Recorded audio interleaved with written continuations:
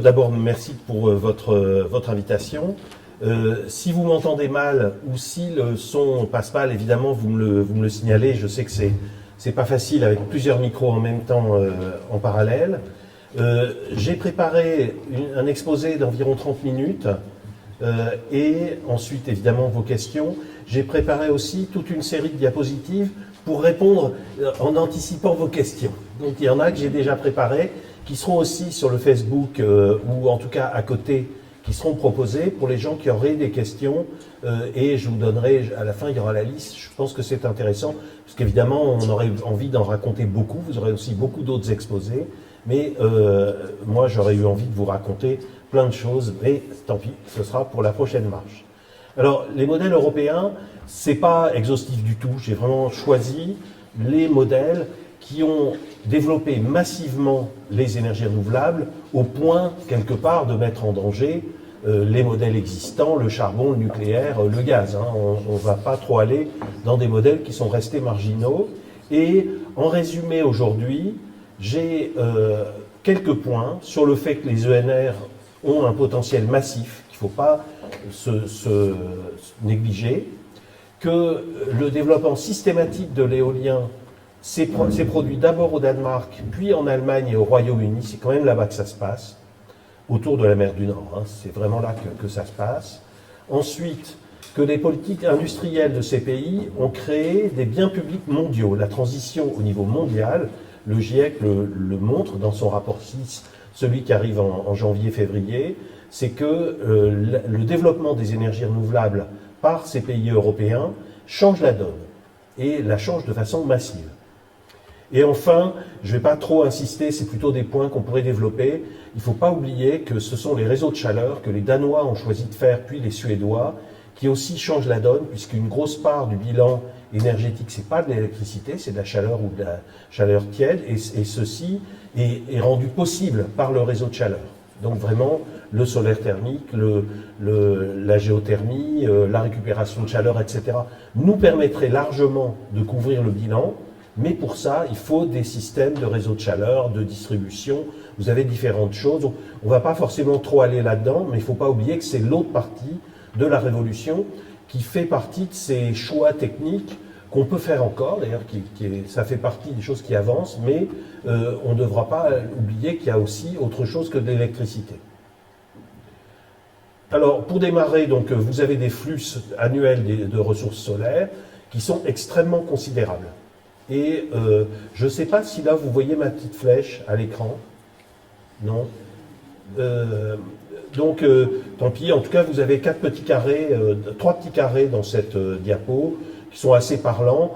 Le grand carré, c'est l'équivalent annuel de l'électricité mondiale, avec les technologies actuelles. C'est pas la bonne...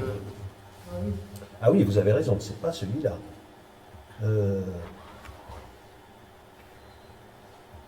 Comment ça se fait? Monsieur le chef,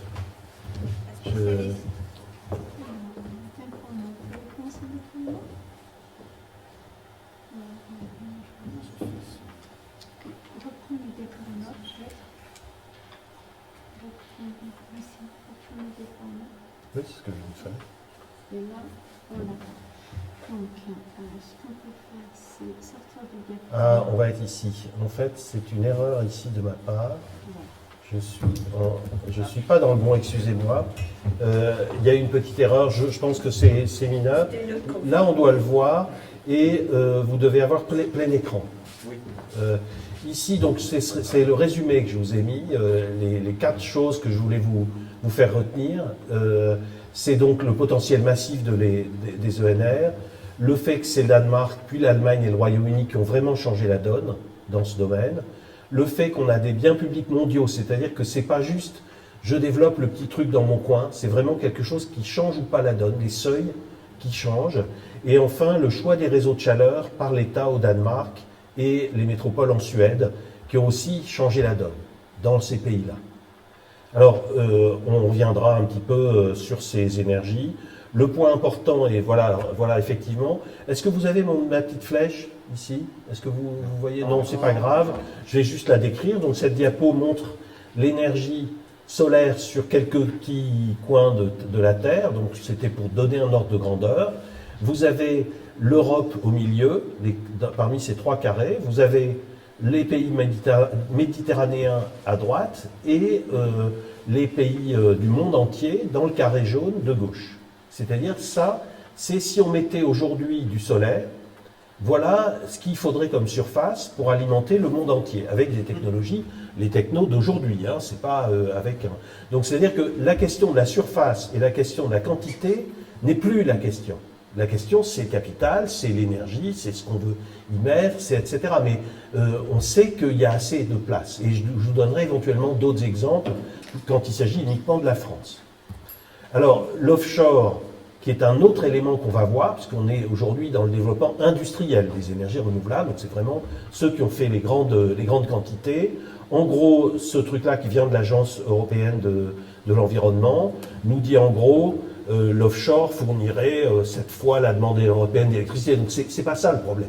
Le problème après c'est la dépense, c'est le fait qu'on ne peut pas tout faire d'un coup et qu'il faut aussi de l'acier et de l'alu pour faire tout ça. Mais la question de la surface et du potentiel est une question qui n'est pas la question qui nous bloque. Et donc c'est une des objections qu'on entend de temps en temps. Et puis non, en fait c'est pas ça le problème. De même que du pétrole, il y en a pas mal.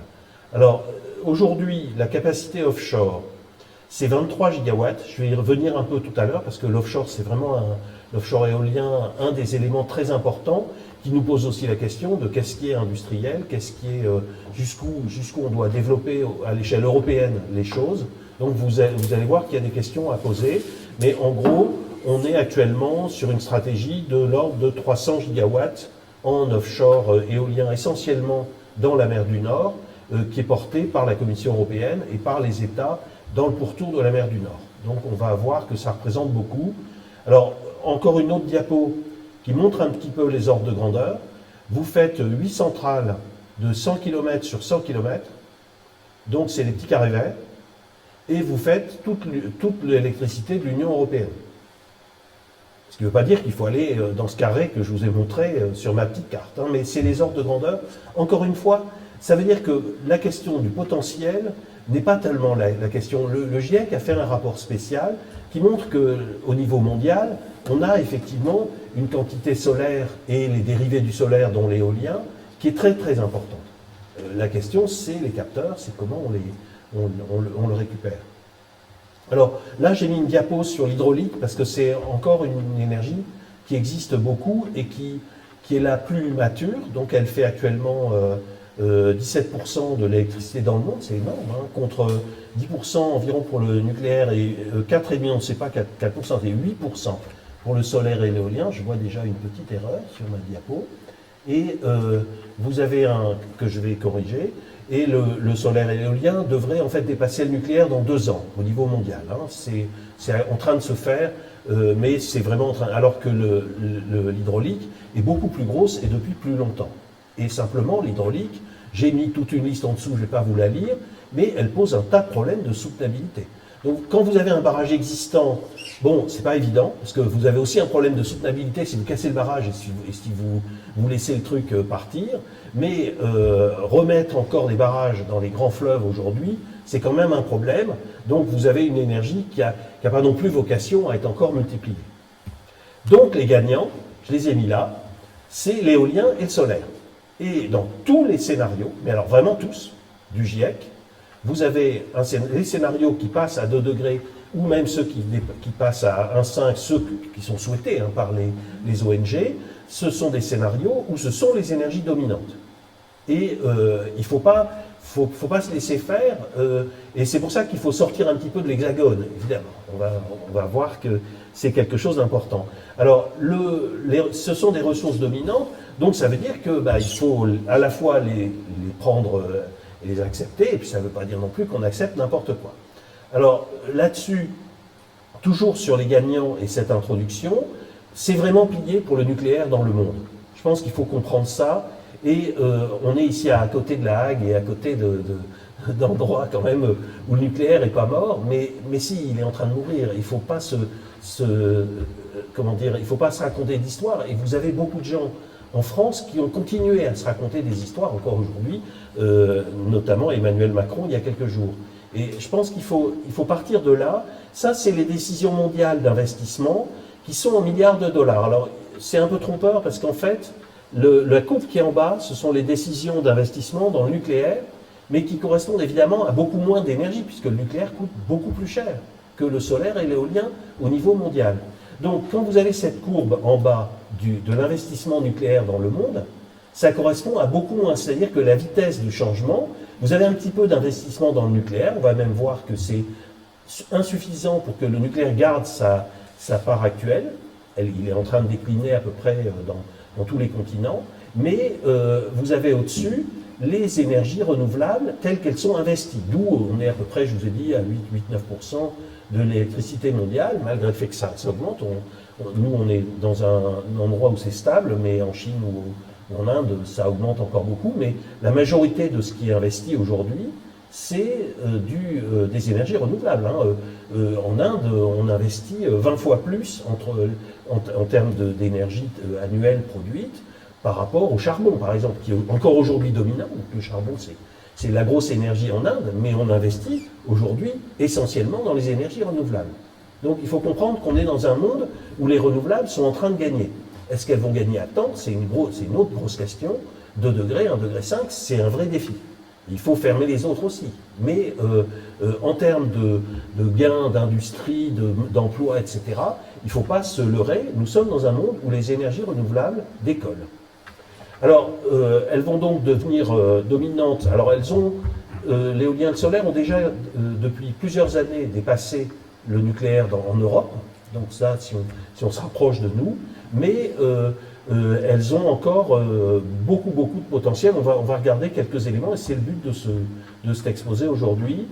Donc, elles sont variables, mais prévisibles. Et on a beaucoup de développement. C'est un des endroits dans le monde où les choses se développent le plus en termes de réseaux électriques. Les 3 grands constructeurs de réseaux électriques sont restés en Europe, n'ont pas été à Singapour ou comme ça, parce qu'on est en train de faire des investissements en Europe. On n'est pas le continent qui décline sur ce sujet-là. Il faut penser qu'on est dans un endroit où les Coréens, les Japonais qui veulent apprendre l'éolien, ils viennent en Europe. Alors, je ne vais pas trop insister là-dessus. Je vais revenir un petit peu à l'histoire, qui est la question qu'on m'a posée aujourd'hui. Comment ce décollage s'est produit? Bon, je n'ai pas pris l'exemple de l'Espagne, qui est un peu similaire, mais voilà, il a fallu choisir. Et moi, je viens de la région de Dunkerque au départ, donc évidemment, je vais vous parler plutôt de la mer du Nord que de la Méditerranée, mais les deux sont intéressants. Alors, le point intéressant au Danemark, c'est une série de choix des Danois. Donc, d'abord, ils ont choisi, je l'ai dit rapidement, de faire des réseaux de chaleur très importants. Ils ont décidé, nous on avait décidé le nucléaire en 1974, à peu près à la même date, les Danois ont dit, pour sortir du pétrole, et à l'époque il y avait aussi la question du charbon, nous allons brancher plus qu'une maison sur 2 avant l'an 2000 dans notre pays. Donc un équivalent logement, puisqu'il y a aussi le tertiaire et les logements publics ou les bureaux. Et en gros, l'équivalent de moitié a été tenu pour l'an 2000. Aujourd'hui, c'est à peu près les 2 tiers. Dans un pays qui est à peu près dense comme la Normandie ou comme les Hauts-de-France. Ce n'est pas un pays avec que des villes. Les Suédois, les réseaux de chaleur sont dans les grandes métropoles. Ils ne sont pas dans les coins paumés. Dans les autres, on pourrait en parler. Mais le point intéressant, c'est que c'était une des décisions. L'autre décision, c'était de dire on va développer l'éolien et on va en faire notre industrie. Derrière, c'est un enjeu un peu, chaque pays se dit où sont les jobs, où sont mes intérêts des industriels. Et les Danois sont partis sur un principe qu'on trouve beaucoup en pays nordiques, c'est-à-dire que vous avez une organisation de la concurrence qui est assez stricte. Vous ne pouvez pas avoir un bureau d'études qui est subventionné et qui en même temps est celui qui fabrique l'éolienne ou celui qui l'exploite. Il y a vraiment l'idée que c'est des acteurs qui doivent être séparés et qui doivent rendre des comptes. Et donc, ça va être un monde avec beaucoup d'acteurs, beaucoup de recherche. La quantité de recherche sur l'éolien, pour ceux qui ont un peu suivi au niveau européen, vous aviez en 2007 je pense à un des grands rassemblements qui s'est passé au Ezel à Bruxelles. Vous avez les grands halls de la plus grande exposition de Belgique, qui étaient entièrement couverts de posters de second cycle, troisième cycle et de postdoc sur l'éolien. Voilà. On a eu un cerveau collectif qui a dépassé, pendant un moment, ce n'est pas toujours le cas, qui a dépassé celui de l'automobile. Et l'éolien, quelque part, c'est un peu ce cerveau collectif qui nous a donné l'industrie telle qu'elle est en train de se développer avec sous différentes formes. Alors, le système danois est coopératif, c'est-à-dire qu'on a commencé, surtout au début, à interdire la propriété privée. On a pris surtout du coopératif, les collectivités locales, des compagnies publiques, etc. Enfin, il y a différentes formes. Et pour l'offshore, c'est plus compliqué, parce que c'est des machines beaucoup plus grandes, avec des syndicats de banques, etc. Donc on est plus dans un capitalisme qui ressemble à celui du pétrole. Mais pour l'éolien à terre, les Danois, c'était un crédit d'impôt. On achetait un bout d'éolienne, on avait un crédit d'impôt, et il y avait pratiquement pas d'éoliennes privées. De même, en Allemagne, les 3/4 des éoliennes ont été construites par des coopératives, des villes, et assez peu, en fait, par les grandes compagnies qui, en plus, là-bas en Allemagne, sont possédées par les régions. Donc, je vais trop vite. Si vous me dites, si vous me coupez, n'hésitez pas à poser des questions. Donc, je pense que c'est important. Les Danois ont un système où ils ont dit, on vous donne une subvention, mais en échange, vous nous dites ce qui ne marche pas. Vous êtes obligés de nous donner vos pannes. Alors, là-dessus, sur les outils politiques, c'est le premier truc qu'il faut voir dans l'éolien, dans l'histoire de l'éolien. Moi, à l'époque, j'étais correspondant d'un journal qui s'appelait Wind Power, qui était un canard danois. Et vous avez une histoire au début, où en France, c'était l'aérospatiale, maintenant c'est Airbus. Aux États-Unis, c'était Boeing. En Allemagne, il y a eu MTU, enfin, il y a eu plusieurs firmes qui ont en fait ramassé le gros paquet de subventions. Ils ont fait une énorme machine. Elle n'a pas marché. Et ils ont rien eu, il n'y a pas eu de problème derrière, puisqu'on avait décidé, puis on a continué, on a redonné de l'argent. C'est-à-dire que l'argent était perdu avec des gens qui n'ont pas expliqué le système danois. La beauté du truc, c'est qu'ils ont mis une subvention en tant que crédit d'impôt, donc c'était des particuliers qui pouvaient avoir jusqu'à presque la hauteur de leur impôt sur le revenu, en investissant. Et il y avait une espèce de crédit d'impôt quand on mettait dans une société d'éoliennes, essentiellement des coopératives, même si c'est un système qui a un peu dépassé. Alors ça, sur l'image, c'est la MAN Grovian, donc c'est une grosse machine qui a à peu près fonctionné, mais qui n'avait pas de sens industriel. Et qui en plus, elle était encore plus grosse que celle qu'on ferait aujourd'hui, c'est-à-dire que c'est quand même un peu un problème. En plus, elle faisait beaucoup de boucans. Et donc, vous avez...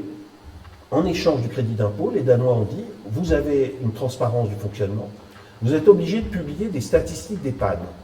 Et la statistique, elle sert à beaucoup de choses. Elle sert notamment à faire un fonctionnement où on comprenne les pannes, mais surtout, un banquier a besoin de ça. Un assureur a besoin de ça. Combien de fois dans l'année il y a eu une panne de tel type, etc. Un assureur auto, il se sert que de ça. Il a besoin d'avoir la statistique de la Peugeot, de la Renault, etc. Et donc, vous avez tout un environnement, toute une construction d'environnement. Les banques, la banque doit avoir confiance dans l'appareil. Et donc, dans la firme qui a fait cet appareil. Et c'est ce qui a développé l'éolien et le solaire, mais pour d'autres raisons, dans le cas du Danemark. Alors, vous avez un deuxième point qui s'est très bien développé, c'est le fait que les bourses ont échoué. Ça, c'est aussi quelque chose qu'on ne sait pas très bien. Les Anglais, alors je vais vous montrer après ça une courbe qui montrera entre l'Angleterre et l'Allemagne, c'est un tarif fixe qui a fonctionné. C'est le fait de dire, vous faites une éolienne, si elle marche bien, je vous rémunère en fonction des kilowatts que vous allez produire. Au départ, aux États-Unis, c'était une subvention. On donnait de l'argent, puis la machine, elle marchait ou elle ne marchait pas. Alors, évidemment, c'est un peu gênant. Ceux qui ont fait des mauvaises machines, ils avaient aussi de l'argent. Donc vous aviez la question des bourses et des enchères. Je ne vais pas trop aller dans le détail, mais vous avez vraiment le fait de dire je vais avoir un marché d'électricité, ça ne marche pas, parce que votre banque, elle ne sait pas combien va être le prix de l'électricité dans 1 an, dans 2 ans. Donc elle ne sait pas si elle sera remboursée. Et vous-même, c'est quand même un peu embêtant.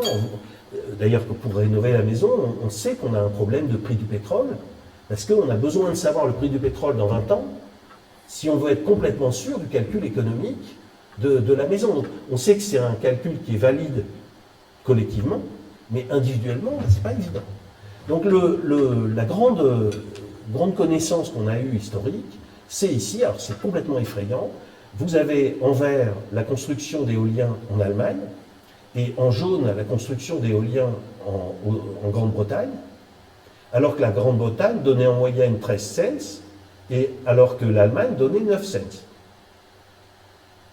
Avec des constructeurs, alors vous aviez des différences de structure aussi au niveau des mairies, au niveau d'un certain nombre d'autres règles, hein. Il y a d'autres raisons, mais c'est quand même très parlant, c'est-à-dire que si on vous donne une garantie sur un certain nombre d'années, ça peut être très inférieur en prix, ça va suffire.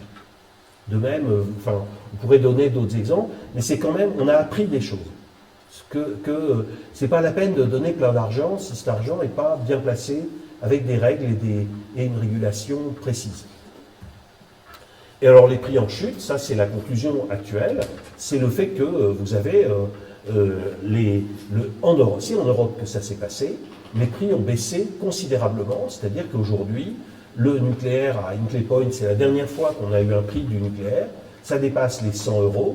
Alors on ne parle pas de Flamanville parce qu'on va avoir un peu pitié, mais en gros c'est une fois et demi ça, et alors que vous avez de l'éolien en mer du Nord, qui est passé dans le cadre de Dunkerque, sous les 50 €, 3 des offres étaient sous les 50 € dans le parc il y a un an.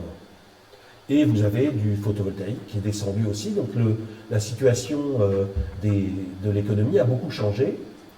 Alors, peut-être pour poursuivre, vous avez toute une série de règles ou de pratiques et d'observations sur les industries et le prix des objets.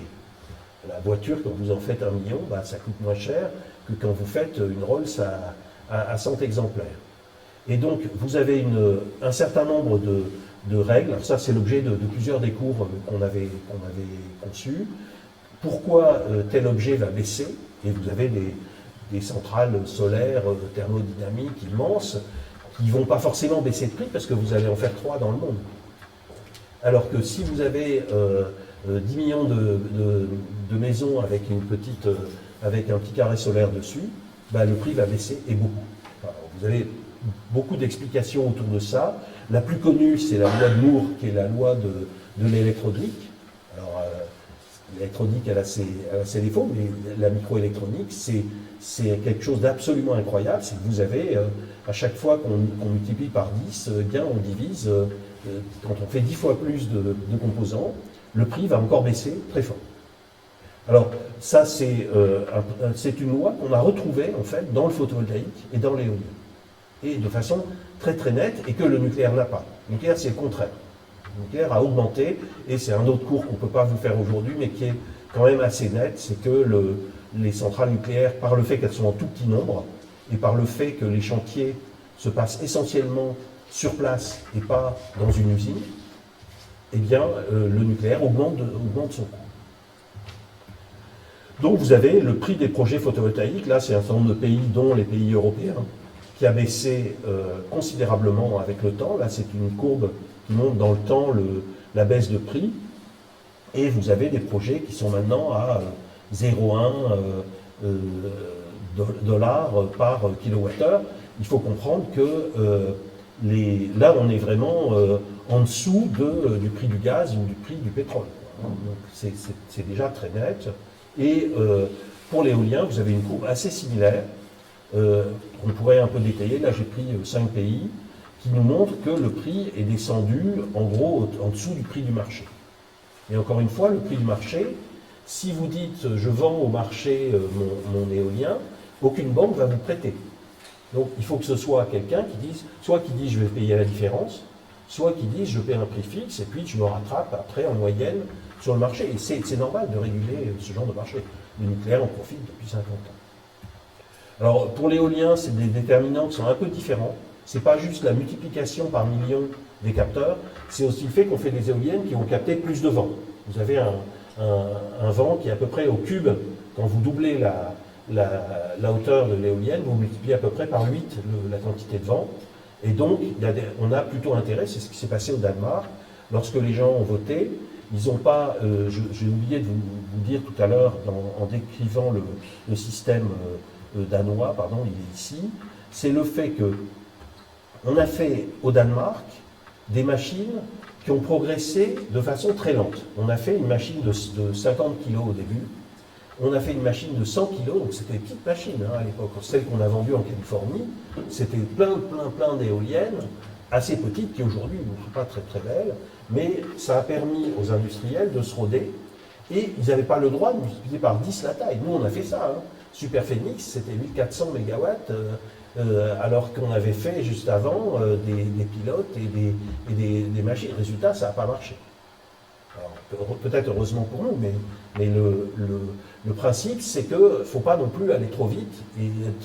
Et donc les Danois ont choisi de faire des machines relativement petites. Simplement, vous avez un intérêt, quand vous êtes plutôt à avoir trois grosses machines au bout du village, dans des endroits moins peuplés, que de couvrir les champs avec des petites éoliennes. Donc, il y a un intérêt après ça, quand on fait par exemple quand on remet ici en Navarre des turbines sur des anciennes, on met moins de turbines avec des turbines qui vont faire des productions plus importantes, qui sont plus discrètes aussi, et qui en général marchent mieux. Donc on a plutôt intérêt, c'est un des points intéressants dans ces discussions-là. Clairement, il est plus écologique d'avoir chacun une part, une grande éolienne qui fonctionne très bien, que d'avoir chacun sa petite éolienne. Ça, c'est vraiment net, même si c'est vrai que la philosophie nous guiderait plutôt à avoir chacun sa petite éolienne. Mais il y a vraiment des bonnes raisons d'avoir, comme les Danois, plutôt acheter une part d'éolienne ou le mettre et la mettre de façon commune ensemble. Alors, le temps passe, j'espère que je ne dépasse pas le temps. C'est intéressant aussi de voir que ces lois de l'industrialisation ont vraiment fonctionné. Donc il y a un professeur qui s'appelait Olaf Hohmeier qui avait calculé en 1988 le prix de l'éolien et du solaire. Et il est tombé pile poil. Et ceci en estimant le fait que, évidemment, le prix baisse et donc on arrive en dessous du prix du gaz, donc ça se vend et avec des développements de plus en plus. Donc ce n'est pas quelque chose qui est arrivé de rien, c'est vraiment l'idée qu'une industrialisation permet une baisse des coûts et donc un marché qui devient, donc c'est vraiment au niveau européen quelque chose qui s'est imposé. De même, le coût des modules du solaire est vraiment lié à la question de l'industrialisation. C'est une machine qui fonctionne très très bien et qui est fonction notamment de la taille de l'usine et du prix, de la manière dont on industrialise la machine. Alors avec quand même une bonne nouvelle, mais j'ai beaucoup de diapos autour de ça, sur le fait que l'industrialisation de ces machines fait qu'on a besoin de beaucoup moins de matériaux par machine. Je n'ai pas dit qu'on avait moins besoin de matériaux, mais par machine. Ça se voit très très fort sur l'empreinte du photovoltaïque qui est représenté dans les courbes ici. C'est un article assez récent dans le journal du photovoltaïque qui montre à quel point, forcément, on a une couche de silicium, et d'ailleurs très peu d'autres éléments, c'est du silicium, qui est un élément assez courant, et ce qui s'est passé pour baisser les coûts, c'est qu'on a fait des couches de plus en plus fines, qui donc reviennent écologiquement de mieux en mieux. Donc il y a plus de surface, et je n'ai pas dit qu'on en consomme moins, mais clairement, on est à des facteurs 10 ou 20 à chaque fois qu'il y a un saut de coût, il y a aussi un saut pour consommer moins de matériaux. Je continue, et c'est autour des questions de politique du photovoltaïque. Est-ce que c'est vraiment un échec? C'est compliqué à dire. Parce qu'en fait, on n'a pas voulu sortir du nucléaire, on n'a pas voulu sortir du charbon, et on n'a pas voulu exporter à outrance le photovoltaïque. Il aurait fallu faire ça. C'est quand même un peu compliqué. Donc les Européens, quelque part, se sont retrouvés avec une technologie qui marchait très bien, qui était à l'échelle devenue industrielle grâce notamment aux tarifs d'achat allemands et des autres pays, mais c'est quand même d'abord en Allemagne que ça s'est passé. Et donc vous avez une technologie qui a d'un seul coup explosé. Vous aviez aussi d'autres pays qui se sont lancés. Et est-ce qu'on était prêt à arrêter le gaz, arrêter le nucléaire et mettre du photovoltaïque à la place? C'est vrai qu'on a appris depuis comment on fait un système à 100% énergie renouvelable. Parce qu'à l'époque, on peinait un peu quand même à le représenter. Aujourd'hui, on sait très bien comment on va le faire. Alors, le point intéressant dans cette diapo un peu lourde, c'est le fait que ce développement du photovoltaïque à un prix en dessous de tous les autres, donc du gaz, des fossiles, du nucléaire, etc., c'est un bien public mondial. Ça, c'est vraiment un des chapitres du GIEC qui sortira en février, qui nous dit à quel point c'est quelque part une contribution qui est plus importante que d'aller planter 3 arbres et aller... c'est vraiment les grandes contributions à la transition énergétique qui ont été faites en Europe et qui continuent de se faire. Donc c'est vraiment quelque part une logique que le photovoltaïque, il a été quelque part donné au monde. Et donc c'est une très bonne chose. Maintenant, l'industrie, elle revient un peu. On a des morceaux, une partie du silicium est fait en Europe, mais c'est vrai que les Chinois en ont pris, les Indiens en ont pris, les Indonésiens, les Taïwan, etc. C'est comme ça. Et je voulais aussi juste vous montrer ça, parce qu'on est quand même en France. Donc vous avez le nucléaire qui représentait pratiquement l'exclusivité de la recherche en termes d'énergie. Dans ce graphe qui nous vient de l'Agence internationale de l'énergie, on voit que la France continue de mettre les 2/3 de son pognon dans le nucléaire. C'est en vert, cette couche verte, et ça va jusqu'en 2019, c'est-à-dire que c'est encore aujourd'hui, alors que dans le monde, eh bien, c'est pas du tout comme ça. Dans le monde, le nucléaire, vous voyez, hop, il diminue, il était dominant, hein, c'est le nucléaire, tout le monde a cru au nucléaire. En fait, il y a un article récent qui montre à quel point, depuis 1990, très très régulièrement, tout le monde s'est trompé sur les économies d'énergie, qui ont toujours fait plus que ce qu'on pensait. Et à l'inverse, sur le nucléaire, qui a toujours fait moins que ce qu'on pensait. Dans tous les pays, là, c'est pas français, ça, c'est international. Alors, donc la part de la R&D, elle a vraiment changé, mais il reste un noyau nucléaire, il est notamment en France. Voilà, j'arrive bientôt, j'ai plus qu'un ou deux points, et après, il y aura des questions. Donc, sur l'éolien offshore, je voulais faire une petite incise. Là, on est encore plus dans l'industrie, donc c'est un peu... peut-être qu'on n'attrape pas des mouches avec du vinaigre, et que pour sortir du nucléaire, eh ben, il faut quand même avoir des choses qui soient à la hauteur.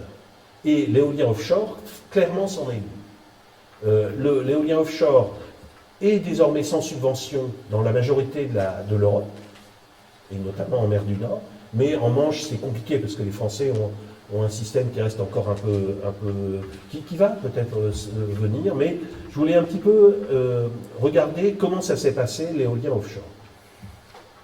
Alors aujourd'hui, on a à peu près 23 000 mégawatts d'éolien offshore, et on arrive à peu près à une soixantaine de gigawatts en 2030, avec les plans qui sont déjà lancés.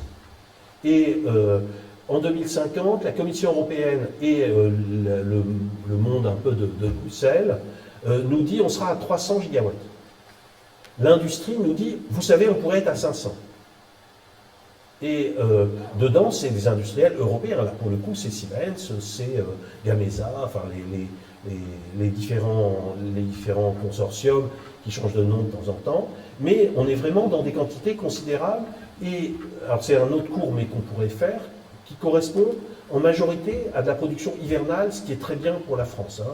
Pour faire du 100% énergie renouvelable, on voit que c'est quand même aussi la voie. Alors, le point qui est compliqué à expliquer à des Français, c'est qu'en fait, l'industrie éolienne estime qu'il y aura environ 520 gigawatts offshore en 2050, c'est des estimations, c'est des études, hein, mais que c'est en Europe qu'il va y avoir de l'éolien offshore en majorité, parce qu'on a la mer du Nord.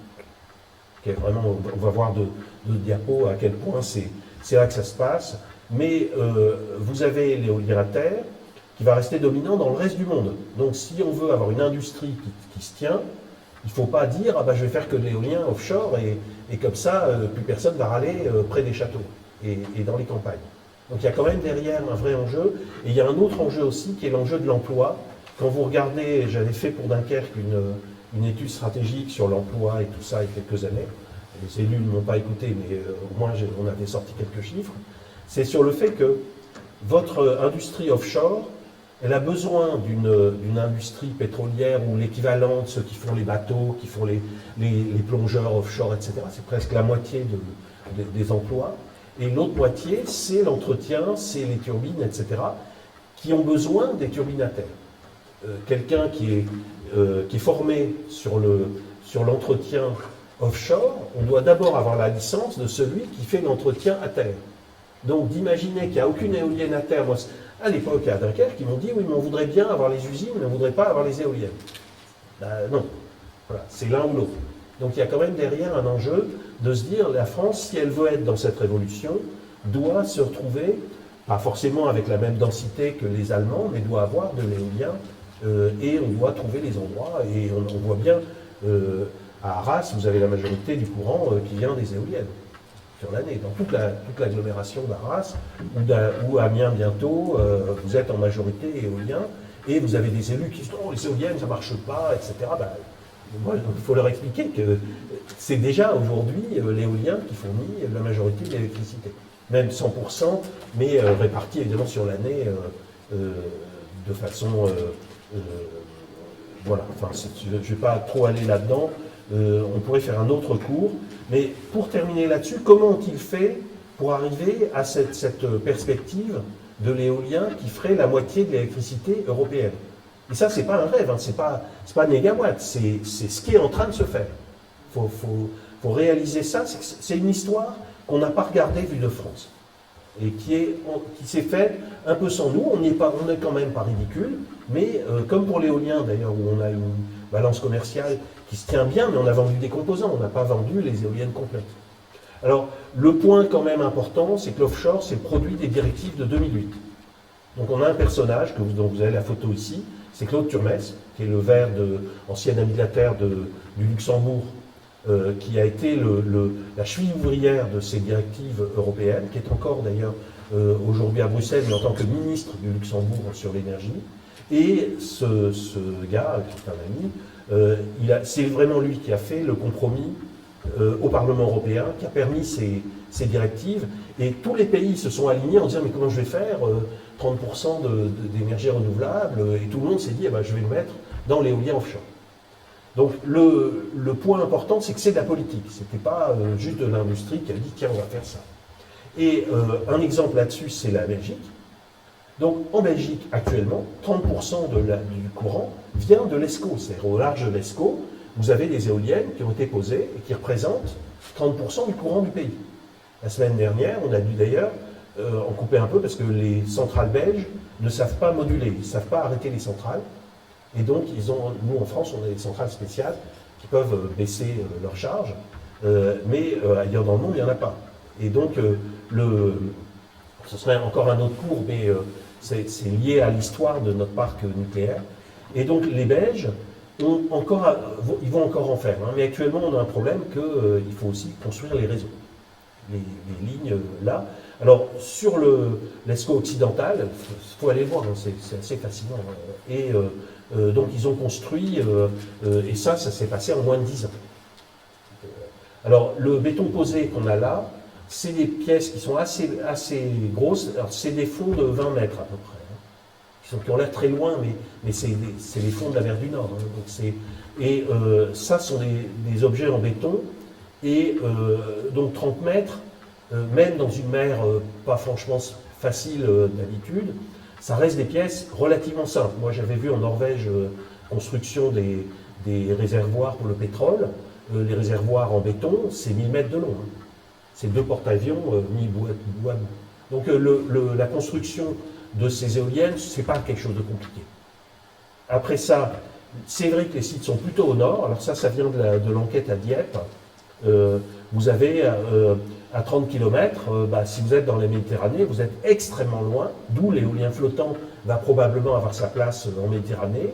Et à Dunkerque ou à Saint-Nazaire, où vous êtes près d'un plateau très, très long, vous avez à 30 km, 25-30 mètres, et donc vous avez de l'éolien posé qui est assez simple à mettre et qui en plus perturbe pas énormément le milieu marin, même si on va en parler rapidement. Si la chef des temps me coupe pas la parole. Vous avez donc une connexion et une profondeur qui fait une équation de coût qui fait que quand vous êtes là-bas dans ces mers très très loin, vous pouvez changer une ampoule, plutôt une connexion qu'une fois par an quand il n'y a pas une tempête, c'est quelques semaines par an, le créneau. Donc vous avez intérêt à avoir une machine qui est fiable et donc plutôt sophistiquée. Vous n'avez pas intérêt à avoir une machine trop simple et on a intérêt à faire plutôt une très grande machine pour limiter le nombre de connexions. C'est presque un tiers du coup de faire les câbles qui vont là-bas.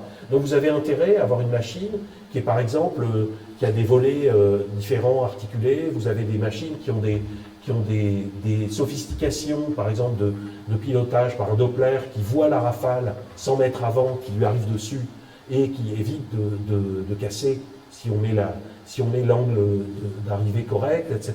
Donc vous avez plutôt des machines plutôt plus compliquées. C'est comme pour un avion, donc ce n'est pas non plus la low-tech. Encore désolé, dans mon exposé, je ne vais pas vous défendre la low-tech sur ce point-là.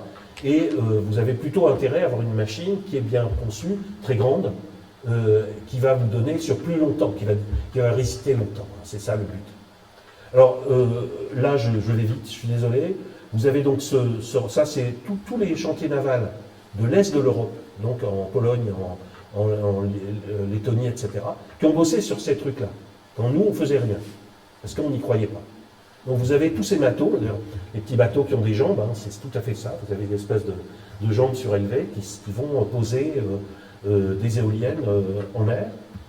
Vous avez donc à Bremerhaven des bancs d'essai qui prennent des pales d'éoliennes qui dépassent maintenant 80 mètres, donc ça commence à faire beaucoup. Et beaucoup de câbles, il y a énormément d'électricité dans cet univers-là, c'est un tiers du coût, voire plus. En termes d'emploi, c'est presque une grosse part. Les câbles entre la mer et entre les éoliennes, les câbles au niveau à distance entre les pays, l'atterrissage, etc. Tout ça pour le faire avec le moins de nuisances possible. Beaucoup de multiplicateurs, ça c'est aussi lié à l'industrie européenne de la mécanique. En Flandre, en Hollande, en Allemagne, en France aussi. Vous avez des gens qui savent faire ça, pas ailleurs. Et des pièces très très importantes. Avec une conséquence de l'éolien offshore, c'est que vous ne pouvez pas transporter les pièces sur le fluvial. Les usines allemandes ne sont même pas à Hambourg, elles sont dans un port qui est à l'embouchure de Hambourg. Donc c'est une industrie quand même assez différente de celle qu'on imaginait au départ. Et vous avez des pièces qui sont emmenées au large et on manipule donc là c'est ce bateau à jambes qu'on voyait tout à l'heure qui pose ici un transformateur. Et tout ça pour arriver à un coût qui est 2 fois moindre que le nucléaire. Alors je ne vais pas trop insister, vous avez différentes filières. Je voudrais juste terminer sur un aspect plus politique. Comment ça se fait que les uns ont gagné et les autres ont perdu? Alors là-dessus, j'ai pris 3 exemples, Danemark, Royaume-Uni, Allemagne. Et c'est quand même intéressant de raconter de faire le récit. Pourquoi ils sont partis là-dedans et comment en France on doit re-raconter un récit de comment ça va se passer. Et ce récit, Negawatt essaie de le faire, le Shift essaie de le faire, alors avec ses bizarreries parfois, mais ça fait partie des gens qui ont un récit et la politique a besoin de ces récits-là. Et elle peut pas, elle tourne un peu à vide si elle n'a pas un récit un peu développé. Alors, le premier récit, c'est le récit danois. C'est assez frappant. Donc, c'est Siemens Bonus, qui est entre-temps devenu allemand.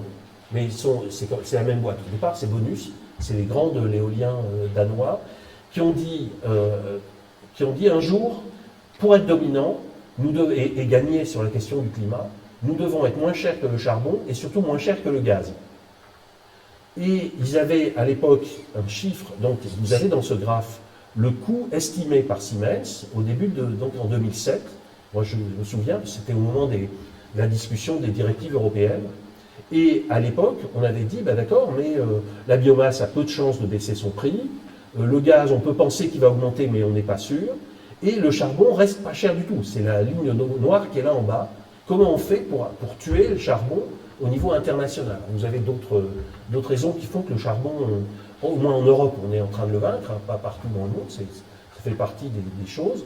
Mais le point intéressant sur l'éolien, c'est que vous avez ce gris foncé qui part de 100 € par mégawattheure au début de cette période et qui baisse, mais les Danois ont dit ça baisse pas assez vite.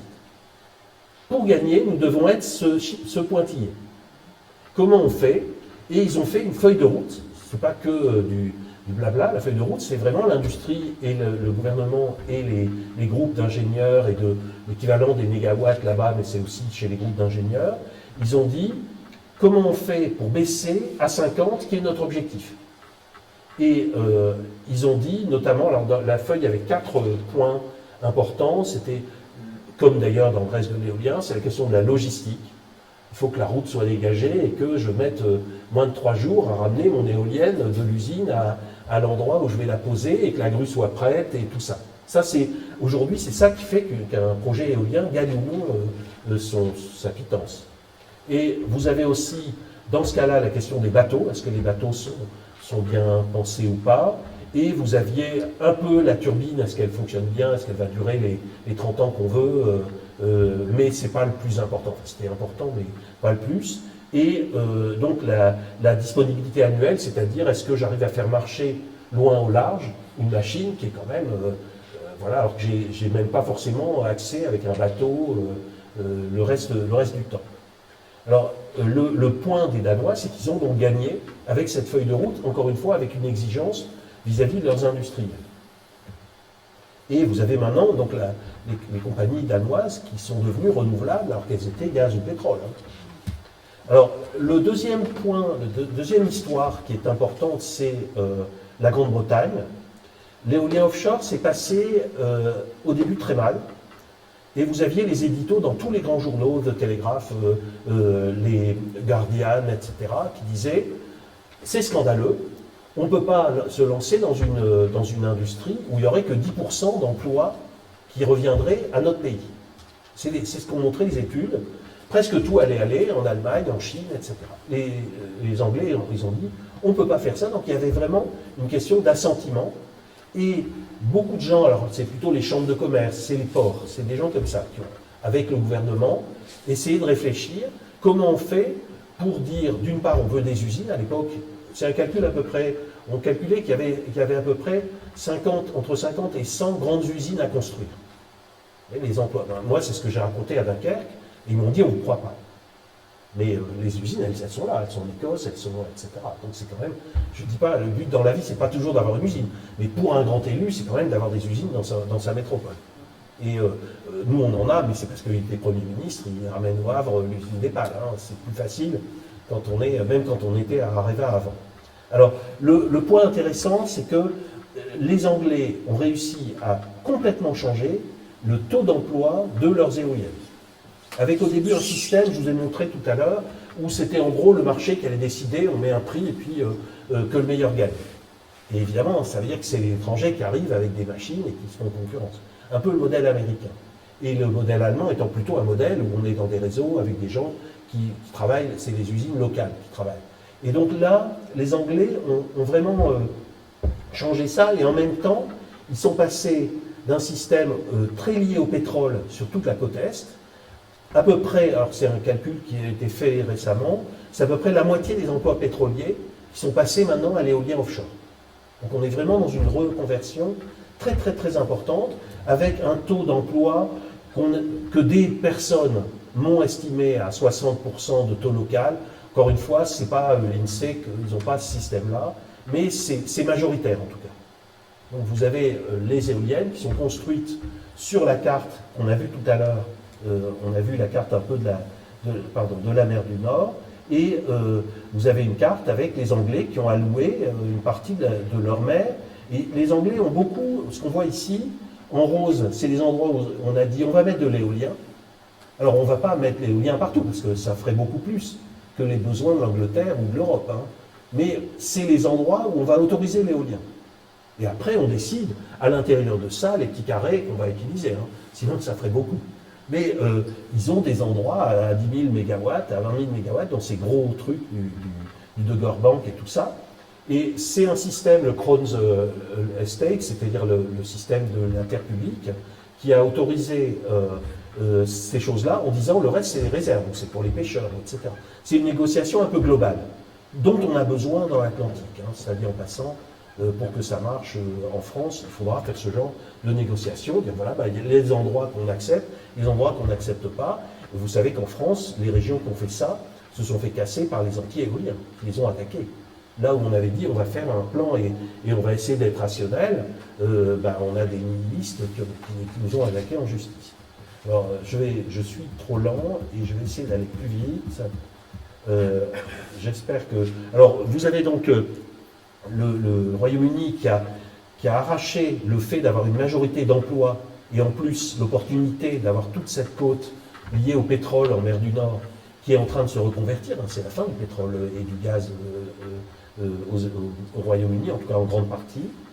Et l'Écosse qui a à peu près la même situation, mais qui en plus politiquement veut toujours faire mieux que les Anglais. C'est eux qui ont dit, donc il y a toujours 10% de plus dans le plan du gouvernement écossais que ce que font les Anglais.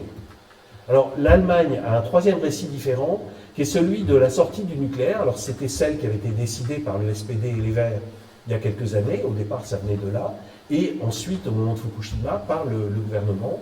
Et donc il y a derrière l'idée du champion Siemens qui a laissé tomber le nucléaire et qui va... Donc c'est un peu l'Allemagne champion du monde, etc., qui est quand même un peu raconté. Angela Merkel, c'est pas par grandeur d'écologie qu'elle a au départ lancé ça. Alors l'offshore, je ne vais pas trop insister. Je voudrais quand même dire que l'Allemagne a vraiment fait beaucoup d'efforts pour dire comment on le fait sérieusement.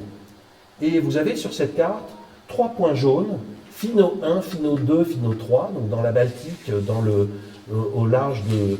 Et ce sont en fait des stations permanentes où on a dit on va faire super sérieusement la résistance des matériaux, mais aussi l'écologie.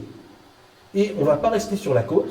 On voit ici aussi, à gauche de la carte, vous avez tout un chapelet d'îles, c'est la Frise, donc orientale pour l'Allemagne et occidentale pour les Pays-Bas, et c'est quand même assez fragile comme milieu, et en plus c'est habité. Donc ils ont dit on va aller à 50 bornes, tout de suite. Et comme c'est la mer du Nord, à 50 bornes, ça reste très plat, hein, c'est pas beaucoup de fond. Donc ils ont mis ces stations dès le début des années 2000, hein, et c'est quelque chose, c'est-à-dire que maintenant, toute la météo, par exemple, qui est cumulative, on a 20 ans d'expérience de la météo, en plus des satellitaires qui fonctionnent mieux qu'avant, plus etc. Donc on a une connaissance de ce qui se passe qui est vraiment très très importante, qui est importante hein, quand on fait des projets à ces échelles-là, on ne doit pas trop se tromper. Alors on s'en va donc en Allemagne assez loin, où la vitesse de vent est plutôt encore plus élevée, et où on n'a pas vraiment de difficultés de voisinage. Et les Allemands, pour des raisons historiques, ont un espace maritime assez limité, qu'on voit là, coincé entre le Danemark et les Pays-Bas, et donc plus des routes maritimes, donc les petits trucs rouges, et maintenant quelques autres, en fait ça leur suffit largement, s'ils veulent faire de l'éolien offshore en grand. Et enfin là, j'ai un petit peu raconté le cluster, donc comment s'est organisée l'industrie du nord de l'Allemagne. En Allemagne, c'est comme chez nous, hein, tout le monde est carrefour de l'Europe, tout le monde est capitale de l'éolien, tout le monde est etc. Donc ils sont un peu comme nous là-dessus, et donc ils ont tous voulu être leaders du marché mondial, donc Weltmarktführer, ou bien ils ont commencé des services pionniers en grand nombre pour être en 2020 prêts à faire en très grand l'éolien. Bon, il se trouve que la concurrence est telle que les Coréens sont déjà là et que les Japonais, après Fukushima, se sont lancés et sont venus faire des usines en Europe pour apprendre à en faire chez eux. Et enfin, beaucoup d'histoires qu'on pourrait vous raconter sur le réseau électrique qu'il y a en face, comment on organise des réseaux, et les Pays-Bas, qui sont partis beaucoup plus tard, hein, c'est l'un des derniers pays d'Europe là-dessus, paradoxalement, ils ont des systèmes où ils ont découpé des tranches, ils ont prévu les grandes lignes électriques, et ils ont dit 800 MW qui met l'enchère. Et donc il y a eu un système c'est plutôt une bonne idée. On a vu tout à l'heure, les Belges sont un peu limités par leur capacité réseau, et on a un problème aussi qu'il va falloir aller travailler avec les Norvégiens, mais ça c'est un autre cours que je vous raconterai un autre jour, sur le fait que le stockage de l'énergie il se fait quand même en Norvège plus facilement qu'ailleurs. Alors, voilà la massification que je vous ai racontée. Donc c'est vraiment, on parle d'une histoire avec des très gros opérateurs, beaucoup plus gros même que les opérateurs éoliens du début. Donc c'est un petit peu, voilà, c'est des gros chantiers navals, c'est des gens comme ça qui produisent aussi en série avec des robots. Et vous avez donc une gouvernance qui est avant tout européenne. Hein. Ça, c'est vraiment le truc que vous ne pouvez pas faire tout seul dans votre coin. Et un certain nombre de lignes, vous avez beaucoup de projets européens qui ont consisté à se dire quelle est la manière dont j'organise l'Europe avec des capacités de stockage énormes en Norvège, hein, qui sont à peu près 50 fois ce qu'on a par exemple nous en France, et des capacités aussi à réguler, à passer d'un pays à l'autre avec des demandes d'énergie qui sont différentes. Donc j'ai un peu dépassé mon heure et j'ai pas été, donc on n'a pas fait de remarques. Alors je vais passer à la période de questions. J'ai aussi prévu, et ça c'est pour les auditeurs, un certain nombre d'annexes pour des questions. Donc si jamais vous vous posez des questions, vous irez voir dans les annexes une série de points où j'ai laissé d'autres diapositives pour ceux qui souhaiteraient aller les voir. Merci beaucoup.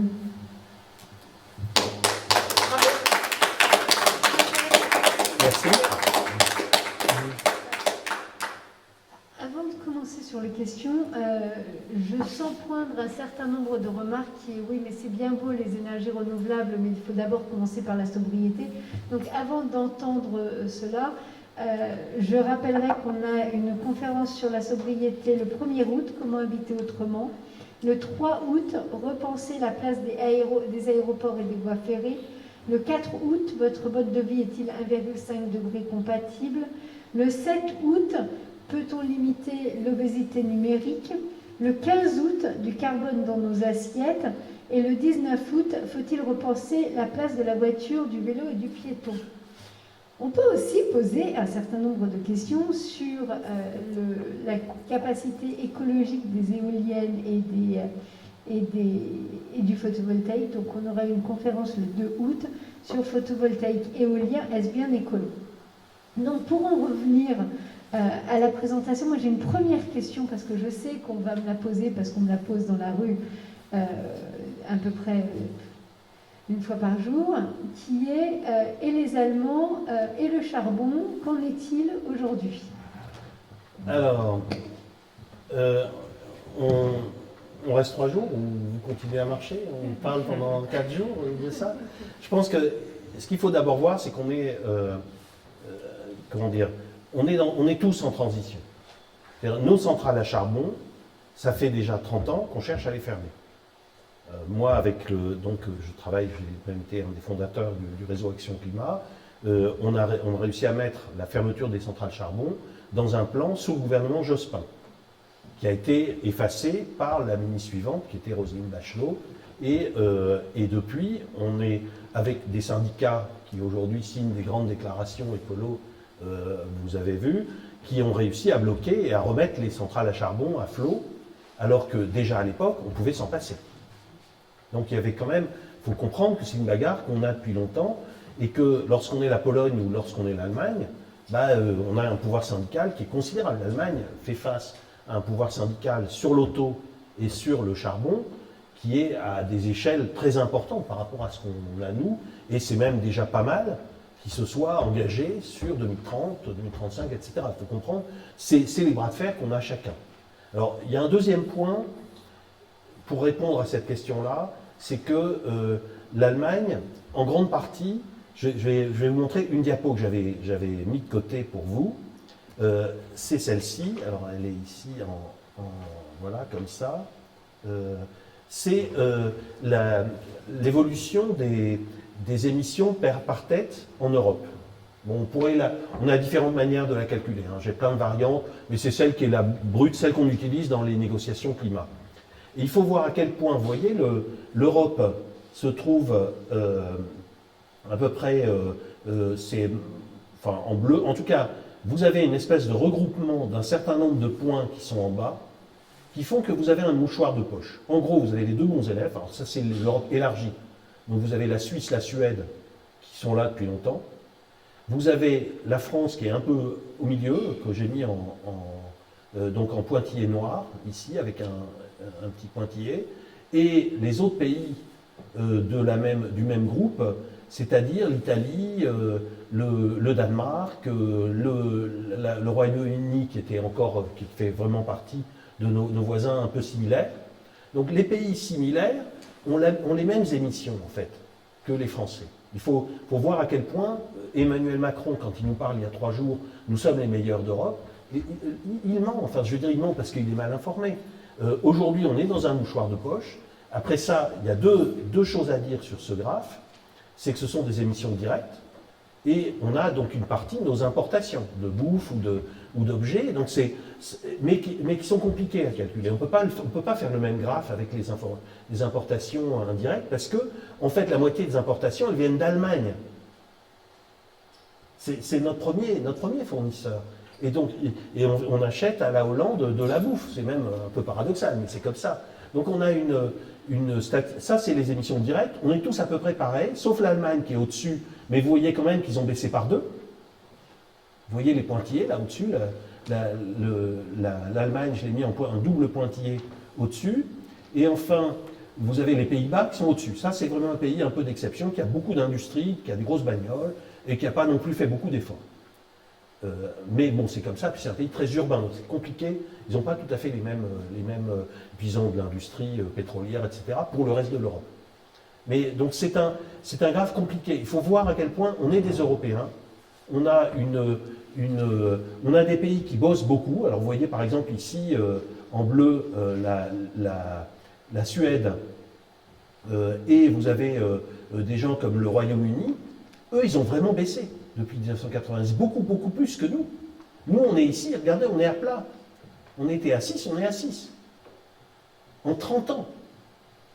Donc, le côté Allemagne bashing et nous, on est mieux. Non, il y a un vrai problème de Pologne, qui politiquement ne voulait pas bouger, qui l'a fait du bout des lèvres. On a un problème que le système actuel permet à des producteurs allemands au charbon d'exporter, parce que si l'Allemagne n'exportait pas de courant, il serait à 2 cases en dessous. Donc on est en plus dans des trucs un peu absurdes, et il ne faut pas forcément accuser les pays, même si les Allemands ont des grosses bagnoles et n'ont pas encore vraiment fait le virage dans leur tête sur la question de la bagnole, et ils ont aussi un engagement plutôt tard sur leur centrale charbon, mais aujourd'hui les centrales charbon, elles servent à exporter. La France importe plus de courant d'Allemagne qu'elle n'en exporte. Donc il faut vraiment regarder les nuances. Mais enfin, si on regarde le formel, la liste, d'abord vous avez des pays pauvres en Europe qui émettent moins que nous, ça à la limite, c'est pas très comparable, mais les pays comparables comme l'Italie, l'Angleterre ou la Belgique, eh ben, ils sont dans le même petit bout, avec en plus, l'Italie a plus d'industrie que nous. Et donc, ils fabriquent plus chez eux. Ils ont plus de bouffe en proportion. Et ils ont... alors après, j'ai essayé de faire quelques correctifs. On ne voit pas beaucoup de différence. En mettant notamment l'aviation internationale, des trucs comme ça, les pays européens ne se différencient pas énormément entre eux. Il y a une vraie différence qui est l'Allemagne qui a 10 à 15 points de plus que nous en industrie, qui correspond au fait qu'elle nous exporte des objets. Donc, quelque part, on devrait faire la moyenne entre les deux pays. Donc, c'est pour ça que la différence entre l'Allemagne et la France, attention, d'abord, la France, elle est au milieu du peloton, elle n'est pas du tout en tête du peloton. Ce qui est en tête du peloton, et on le voit ici, c'est les Suédois, la petite courbe qui est là. Vous voyez, non, on le voit mal, malheureusement, sur cette vue-là. Entre 96 et aujourd'hui, ils sont passés du haut de la courbe, tout en haut à 14, jusqu'à pratiquement les meilleurs de la classe. Ça, c'est la Suède. C'est des réseaux de chaleur dans des métropoles, c'est beaucoup d'éoliennes, le nucléaire baisse, pas assez vite à notre goût, mais le nucléaire a beaucoup baissé, et vous avez... Là, ça, c'est un pays qui a bossé. Et surtout, efficacité énergétique. Alors, un autre point, toujours dans le même registre, que je n'ai pas préparé, parce que ce n'était pas la question posée, sur la question de la maîtrise de l'énergie. Je pense qu'il faut faire un petit peu le point important, c'est qu'on est peu ou prou, comme les Anglais d'ailleurs et comme d'autres, on est en gros en train de diviser par 2 notre consommation dans les plans des gouvernements. Je ne dis pas que c'est forcément ça qu'on va faire, mais notre plan énergétique en France dit on va diviser par 2 la consommation. Et c'était celui que Négawatt demandait. C'est-à-dire que c'est quand même un truc où on a gagné le plan gouvernemental, je ne dis pas qu'il va se faire, parce qu'il faut beaucoup plus d'argent pour la rénovation du bâtiment, etc., qu'aujourd'hui. Et il y a des décrets qui ne sont pas parus à temps. Donc on a vraiment de la cuisine de la mécanique qui n'est pas assez en route. Mais en termes d'objectifs et en termes de décision, on est sur une division par deux. Alors vous allez me dire, il faut diviser par 4. Franchement, quand vous commencez à regarder chaque machine, chaque chose, moi j'ai fait des travaux pour plusieurs des ONG, dont d'ailleurs des gens qui sont ici autour de la table, allez-y pour aller au-delà de diviser par deux. Hein. C'est quand même, on le voit aujourd'hui sur le parc bâti existant. Là, divisé par deux, on dit on va devenir tous classe A alors qu'on était classe F. Ça ne se passe pas comme ça. Même ceux qui ont une maison et un budget et chez eux, moi j'ai autour de moi des ingénieurs dont c'est le boulot, ils ne sont pas passés à la classe B en passant de la classe, même en y mettant tout le cœur et toute leur ingéniosité. Donc il y a peut-être, j'ai envie de dire, la production telle qu'elle est là, ça c'est un premier point. C'est compliqué de la remplacer à 100%. Là, il s'agit de la remplacer à la moitié, avec par contre un deuxième élément qui est dans le rapport du GIEC 1.5, dont j'ai été l'un des réviseurs, mais on était plusieurs milliers, et dans le rapport 6 qui va bientôt arriver, l'électricité va fortement augmenter. On est vraiment, en gros, on augmente de 20% notre consommation électrique pour remplacer la voiture. C'est plutôt une bonne affaire. On va plutôt faire une bonne affaire, mais ça va quand même consommer de l'électricité. On ne va pas multiplier par 2 ou 3, il y a des gens qui s'illusionnent. Énergétiquement, c'est beaucoup plus intéressant d'utiliser l'électricité. Donc on a un certain nombre d'usages, et notamment dans l'industrie, qui vont se faire avec de l'électricité. Si on veut faire de l'acier à l'hydrogène, ça va passer par des éoliennes en Suède ou par... donc c'est un petit peu une partie de la réponse.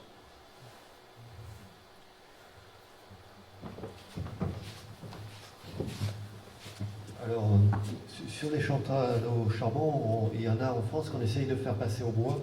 Alors en France, il n'y en a peut-être pas beaucoup, mais en Angleterre, il y en a des énormes et qui importent du bois du Canada, de je ne sais où. Et est-ce que ça...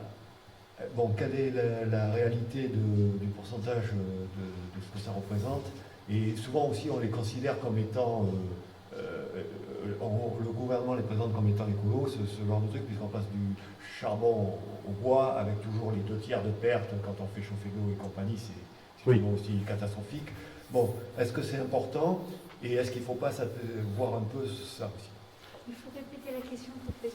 Oui, alors la question concerne le bois et notamment son utilisation dans des grandes centrales électriques. Et là-dessus, j'ai ma connaissance que je peux vous donner et puis mon opinion. Mon opinion, c'est que vraiment c'est une connerie, quoi. Alors après, sur la connaissance, ce qu'il faut voir, c'est que les Belges notamment et un peu les Anglais à Drax ont fait ça. On dit on va convertir une partie pour pouvoir tenir les objectifs de la directive européenne. Donc ça, tout à l'heure j'ai dit en bien la directive. C'est vrai que ça fait partie des sujets sur lesquels la directive a plutôt amené des mauvaises choses. On s'est quand même un peu planté. Pourquoi? Parce que le rendement du bois dans une centrale à charbon est absolument déplorable. Il est à 25-30% dans des vieilles centrales. Et c'était un prétexte, notamment en Belgique. Nous, on avait fait le calcul.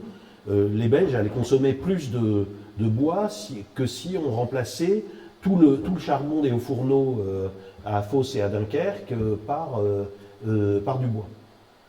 Et qui déjà poserait problème. Mais au moins on retire du carbone dans l'atmosphère. Alors que là, le bois, qui en plus sert dans le cas de la France en pointe à faire du chauffage électrique, c'est un petit peu ridicule, quoi. Donc c'est vraiment un truc assez pervers. Et le bois fait partie de ces sujets qui ont totalement explosé en 15 ans. Non pas qu'il faille arrêter le bois, mais on est, comme pour l'agriculture, sur la question de scénarios qui ne sont plus les mêmes qu'avant.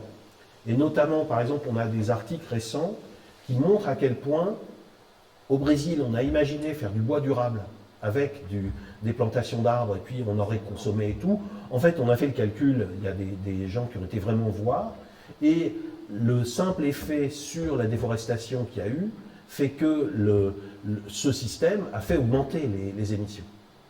Donc on a des bilans, y compris en disant, bon ok, on a besoin d'acier de temps quand même dans notre scénario, et donc on va avoir du bois. Donc il existe du bois soutenable, hein, faut pas non plus, c'est vrai qu'on peut aller en Lettonie, même en France, et consommer du bois, simplement il faut le faire à bon escient, et c'est beaucoup plus efficace, en pointe dans un réseau de chaleur, ce que fait par exemple le réseau d'Amiens, ou au moins il sert à monter la température en hiver. Le reste du temps, on a du tiède qui vient de la station d'épuration des eaux, de la géothermie et de trucs qu'on a toute l'année et qui ne coûtent pas très cher écologiquement. C'est jamais gratuit, mais il y a quand même des énergies qu'on va avoir de façon plus facile. Du solaire thermique, je pense qu'on commence à se dire que c'est là qu'on va le mettre. Et le bois, il sert les semaines où on en a besoin, et c'est vraiment beaucoup plus utile. Et avec un plafond, on peut utiliser du bois, mais le plafond est beaucoup plus bas que ce qu'on pouvait penser il y a quelques années. À la fois parce qu'on a ce drame de la déforestation importée qui est compliqué à mesurer, mais qui est quand même là. Et puis même à l'intérieur des plantations ou des scénarios en France, on a un scénario où il fera quand même 2 degrés de plus, voire plus, et on a des forêts qu'il va falloir protéger, même si on doit les exploiter. Mais à bon escient. Donc en effet, c'est vraiment bête, et on l'avait vu à Gardanne, les installations de grande taille, c'est vraiment une connerie, quoi. Alors que je pense que le bois a son sens, notamment aussi pour lancer les petits réseaux de chaleur. Ça fait partie des éléments qu'on doit avoir, même si ce n'est pas l'élément dominant. Donc le bois fait vraiment partie de ces choses qu'on doit repenser, sans non plus les exclure, parce qu'on a des compromis aussi à faire.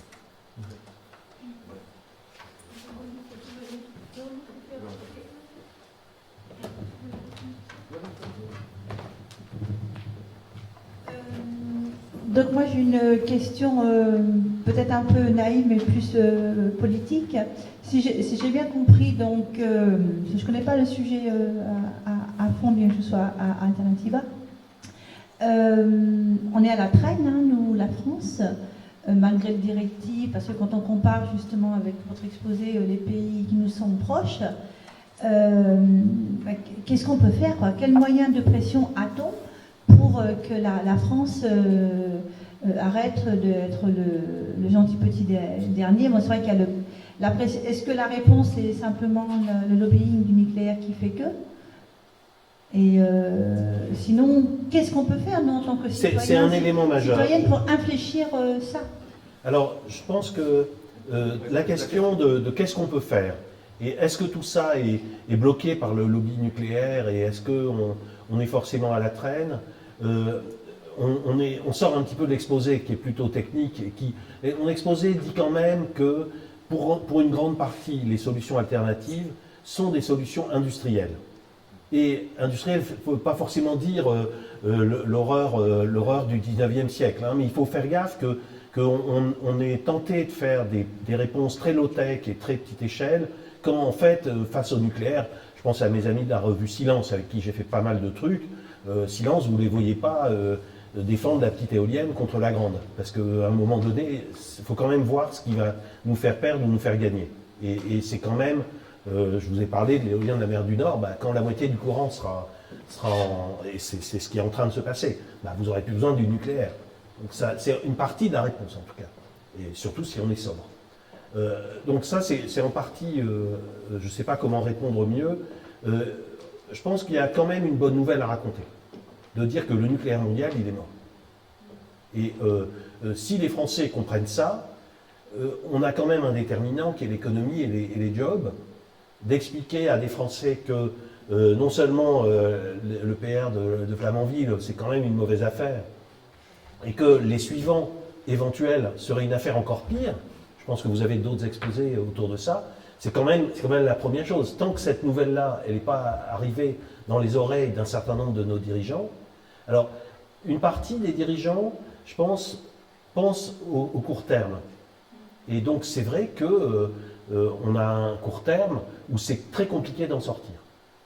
Et il faut, j'ai dit tout à l'heure, on avait des syndicalistes qui s'opposaient en disant l'éolien ça marche pas, alors qu'il y avait des éoliennes sur le port de Dunkerque en train d'être montées pour être amenées à Londres.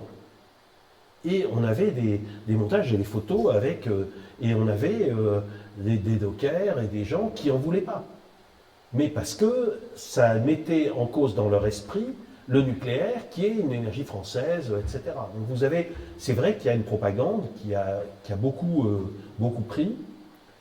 Maintenant, j'ai envie de dire, il faut que cette nouvelle passe. Peut-être aussi que les métropoles, pas les métropoles, les régions, ont besoin de se donner un débouché. J'ai parlé tout à l'heure de l'Allemagne, où en partie, c'est une aventure industrielle qui est vue par les hommes politiques comme étant un petit peu leur avenir. Ils ont un chantier naval, ils ont des trucs. C'est pas une vision un peu minimaliste des choses. C'est un peu, voilà, les emplois, ils vont aller là. Bon, c'est pas forcément le discours qu'on a dans les ONG, mais c'est quand même vraiment ça qui va se passer. Et alors après, une autre chose, mais c'est quelques diapos que j'avais ramenés, c'est qu'il y a une grosse illusion sur ce que peut faire le nucléaire dans le monde, que les Français n'ont pas. Alors moi j'avais préparé des diapos qui sont là, qui donnent une petite partie de la réponse. L'avenir sur le nucléaire, c'est que vous avez des chantiers annuels, ça c'est Michael Schneider, le grand consultant sur ces sujets-là, qui a repris les stats officielles. Donc vous avez les constructions au moment où la France s'est lancée, c'est l'espèce de grosse pointe au début. Et ensuite, depuis, on a, à part un petit peu en Chine, et encore les Chinois ont quand même baissé pas mal, vous n'avez plus assez de construction pour remplacer les 400 réacteurs dans le monde. Et vous avez 60 en France, 100 aux États-Unis, ça fait que 400 en fait. Hein. Et ce qui fait que le nucléaire est passé de 17% à 10% de l'électricité mondiale. Hein. Le nucléaire, il stagne, il reste pareil, avec le même nombre de réacteurs, alors que le reste du monde, la Chine, l'Inde, c'est carrément l'explosion. Presque, on n'imaginait pas au départ. Donc vous avez des gens en France qui vous disent, et si on construisait 3000 réacteurs dans le monde? 400 dans le monde, hein, aujourd'hui. Et ce gars, puisque c'est un personnage qui est professeur à l'école des mines, qui s'appelle Jean-Marc Jancovici, qui vous dit ça, et personne rit.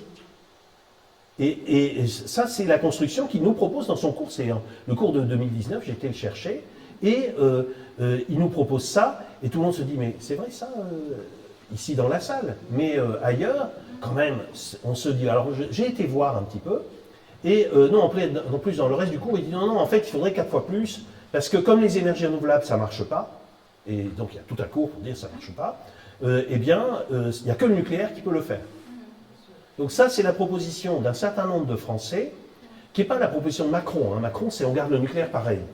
Ce qu'il vous a dit, c'est on garde le nucléaire, on prolonge à 5 ans, on fait 5-6 réacteurs. On n'est pas dans un nucléaire qui se prolonge. C'est une autre partie des factions politiques. Mais cette faction-là, c'est la faction un peu extrémiste, et je m'étonne qu'elle ait encore la parole. Et notamment, quand vous faites le calcul de ce que nous dit donc, ce gars-là, il y a un groupe qui s'appelle Sauvons le climat, qui est aussi fait avec des vieux PP en fait, du CEA, et qui nous propose ça, Burger-Real. Ils ont essayé d'aller dans le GIEC. Le GIEC a dit, mais c'est quoi votre truc et tout. Ils ont été rejetés hein, dans le rapport 6. Mais c'est des gens qui ont la parole dans les grandes écoles, etc. Et qui sont dans cet univers des grands corps, même si, en fait, les gens s'en moquent un peu. C'est très étonnant, c'est très schizophrénique maintenant l'appareil d'État. Ils n'ont plus envie de Tchernobyl. Ils n'ont pas envie d'être responsables, mais pas coupables, le jour où il y aura un accident. Donc vous avez des gens qui n'ont pas envie de se mouiller. Vous avez quelques personnes qui se mouillent, et vous avez ces gens qui sortent ce discours, et il y a des Français innocents, beaucoup d'élus, qui croient que c'est un truc important. Mais le nucléaire est un petit machin dans le reste. Alors, on ne gagne pas avec les renouvelables. Peut-être que le charbon et le gaz vont rester trop longtemps et qu'on est dans la catastrophe climatique. C'est quand même ça qu'on cherche aussi à supprimer. Donc, en mettant un petit peu les scénarios du GIEC ici, en gros, les scénarios du GIEC, si vous regardez ceux qui sont examinés, et vous irez voir les diapos, vous avez une partie des scénarios qui baissent le nucléaire, une autre partie qui augmente, mais qui ne vont jamais doubler le nucléaire. C'est toujours en restant un petit peu dans ces 400 réacteurs. Si vous avez 1000 réacteurs, c'est les scénarios les plus hauts du GIEC. C'est pas 3000 réacteurs comme nous propose ce gang de gens un peu fous quand même. Faut pas bâcher les mots. Et le point important, c'est de se dire aussi que, mais ça, hélas, on va en parler, c'est que vous avez un certain nombre de gens qui veulent garder du nucléaire pour faire la bombe, pour les Russes, les Chinois, etc., qui sont prêts à aller payer de l'argent pour faire les petits réacteurs et tout. Donc c'est pas le marché, ce que je vous raconte là, qui va tuer le nucléaire. Il va juste descendre et il va rester à un petit niveau. En plus, il y a des déchets à garder pendant longtemps et tout ça. Donc le calcul ici, pour prendre la suite, c'est intéressant, c'est que on avait des collègues, un du CEA et un du CNRS, plutôt anti-nucléaire, qui avaient fait un travail il y a quelques années, Benjamin Dessus, qui était Global Chance. Ils ont fait le calcul, ils ont dit ce serait quoi le maximum qu'on pourrait faire au niveau mondial. S'il n'y avait pas de politique, s'il n'y avait pas d'économie, et si on faisait partout les réacteurs qu'on veut. En fait, on ne peut pas, parce que les réseaux électriques ne peuvent pas recevoir des réacteurs de cette taille-là, parce qu'il y a un problème d'usine d'uranium, etc. Donc ils avaient fait le calcul, et là on parle de gens, CEA et tout ça. Et en fait, ils arrivaient à ce truc en bleu ici, c'est-à-dire on double si on mettait tous les moyens du monde. Mais on ne multiplie pas par 10. Et en gros, le chiffre de ces fous-là, je crois que c'est important, c'est en gros que tous les ans, parce qu'ils le disent dans leur article, tous les ans, on construit le parc nucléaire mondial, 400 réacteurs, d'ici à 2100. Non, mais je veux dire, vous rigolez, mais sur les plateaux, c'est les gens qui ont le... Donc, si on a... Quelque part, c'est quand même votre job de dire, de bien rigoler et de dire quand même ces gens-là... Donc, on devrait faire une série, normalement, avec silence, là-dessus, d'ici fin du... On s'est mis d'accord, on ne sait pas très bien sous quelle forme, peut-être un feuilleton, mais quelque part, c'est fou quand même. Donc, donc ces gens-là sont des marginaux mondiaux, et même des gens qui sont sur la Lune, sur Mars. Ce qui ne veut pas dire qu'il n'y a pas aussi une défense du nucléaire, le grand carénage, etc. C'est des gens un peu différents. Le grand carénage, c'est des gens qui n'ont pas envie de lâcher les dollars et ils veulent garder leur réacteur. Donc politiquement, c'est compliqué, parce que si on donne trop de valeur à ces gens-là, Macron devient un centriste.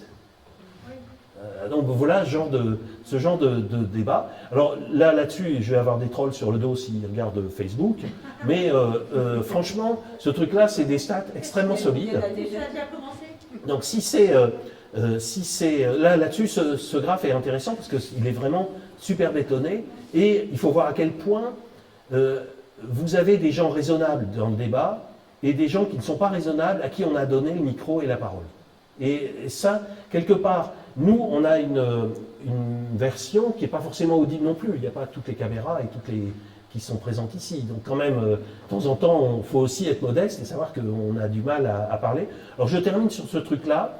J'ai refait le calcul, donc le Berger Bréon, ceux qui ont essayé d'aller dans le GIEC, ils ont fait un article dans une revue un peu marginale, mais enfin ça fait rien, ils ont essayé de le présenter, et le GIEC le met, on verra sous quelle forme à la fin, parce que le texte final sera qu'en février, mais c'est en gros un outlier, c'est vraiment un truc un peu bizarre qu'on a à côté, et donc je l'ai représenté là.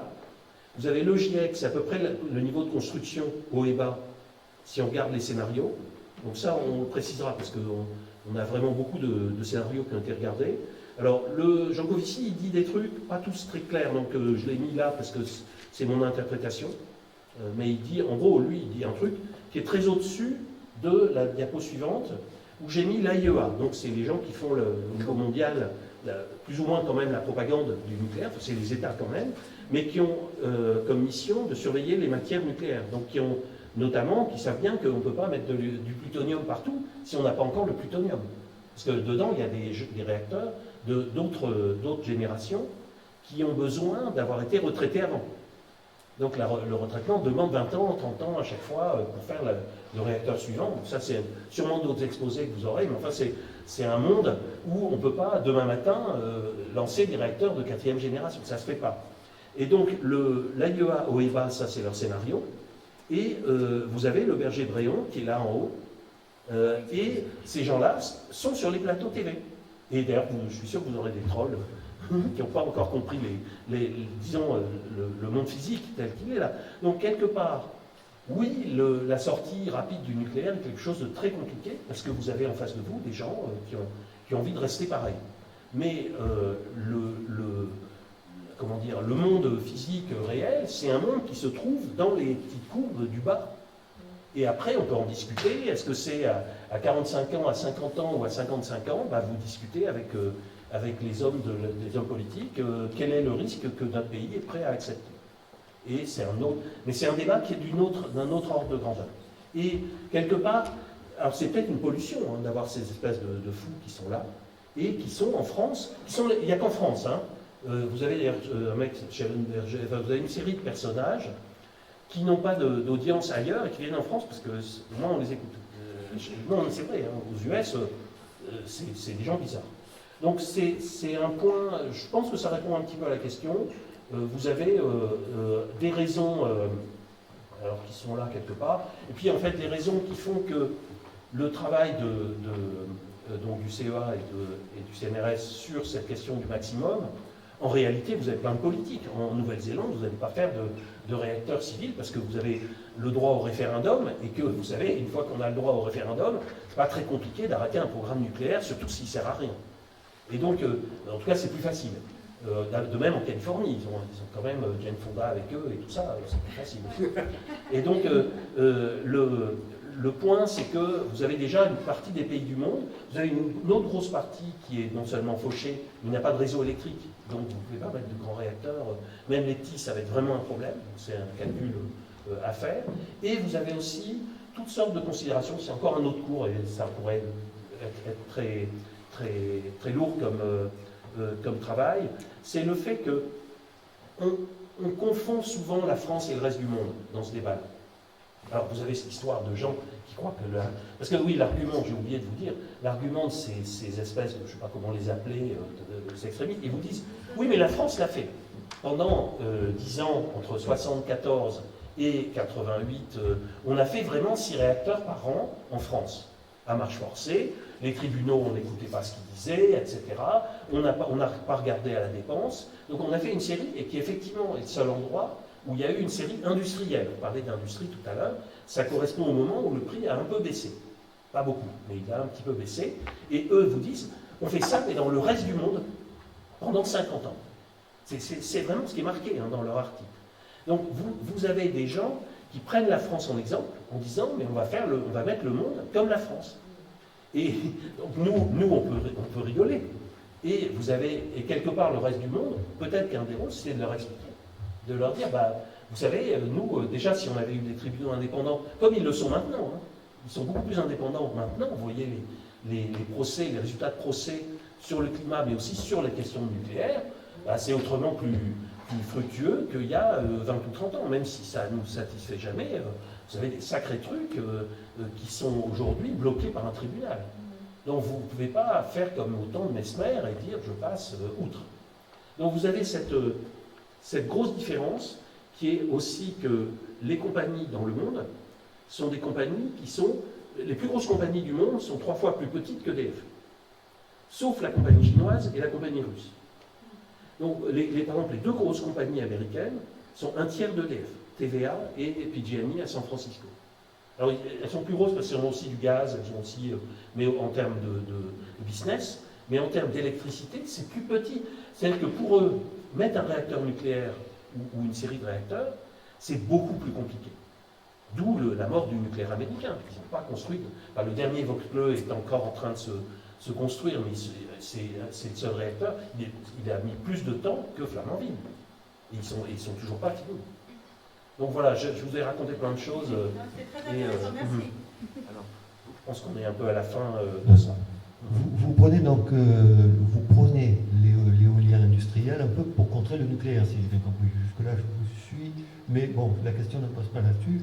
La question pose aussi sur les solaires, parce qu'on voit de plus en plus de champs de photovoltaïques et on commence à couper des espaces boisés en montagne, beaucoup. Chaque commune, dans le sud de la France en tout cas, a son projet.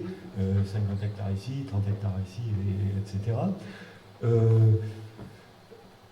Certains écolos disent ça serait mieux de le mettre sur les toits. Alors on sait que c'est plus cher parce que effectivement une grande installation coûte moins cher pour des raisons évidentes. Quel est votre avis là-dessus? Alors, oui, Une partie de la réponse, c'est quand même un éolien qui soit un Non, éolien sérieux. non, je parle de... Oui. Non, mais pardon. c'est le début de votre Ah, question. pardon. Je pense qu'il faut pas, il faut comprendre que moi, je préfère une éolienne qui marche et qui dure 25 ans qu'une éolienne de toit où il n'y en a jamais eu qui a marché et c'est de la blague. Et c'est un moyen, moi je le sais, pour avoir des villes qui nous demandent dans leur plan climat de l'éolien individuel, il ne faut pas déconner. C'est du bac à sable, c'est des trucs qui cherchent à éviter que le système change. Et le photovoltaïque, c'est un peu pareil.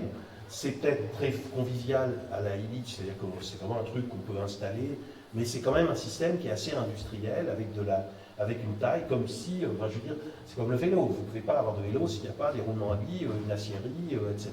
Mais en même temps, c'est un outil extrêmement convivial par rapport à la bagnole ou par rapport à des choses comme ça. Donc vous avez un compromis qui est quand même pour partie industrielle. Donc c'est une partie de ma réponse. Maintenant, sur la question du PV, alors j'avais préparé des diapos sur l'énergie grise qui m'avait été posée. Le cas d'une éolienne, vous avez le remboursement sur 30 ans ou 25 ans d'une éolienne qui a mis 3 à 6 mois, qui est ici, y compris le béton. Hein. Ça, c'est vraiment le truc. Pour le photovoltaïque, c'est pareil. Vous avez ça, c'est 1 an si vous êtes en moyenne en Europe, un peu plus ou pareil si vous êtes à Bruxelles, moins si vous êtes à Catane en Sicile. Mais ça veut dire que vous avez une machine qui est remboursée en termes d'énergie assez vite. Et de plus en plus vite, puisque j'ai montré tout à l'heure, elles sont plus fines, elles sont moins chères, donc elles sont plus légères. Et avec moins de matériel pour les supporter, etc. Donc vous avez une machine qui en gros va rembourser pendant 20 ans ou 30 ans, et donc c'est tout à fait ce qu'on cherche. C'est mieux que le pétrole, par exemple.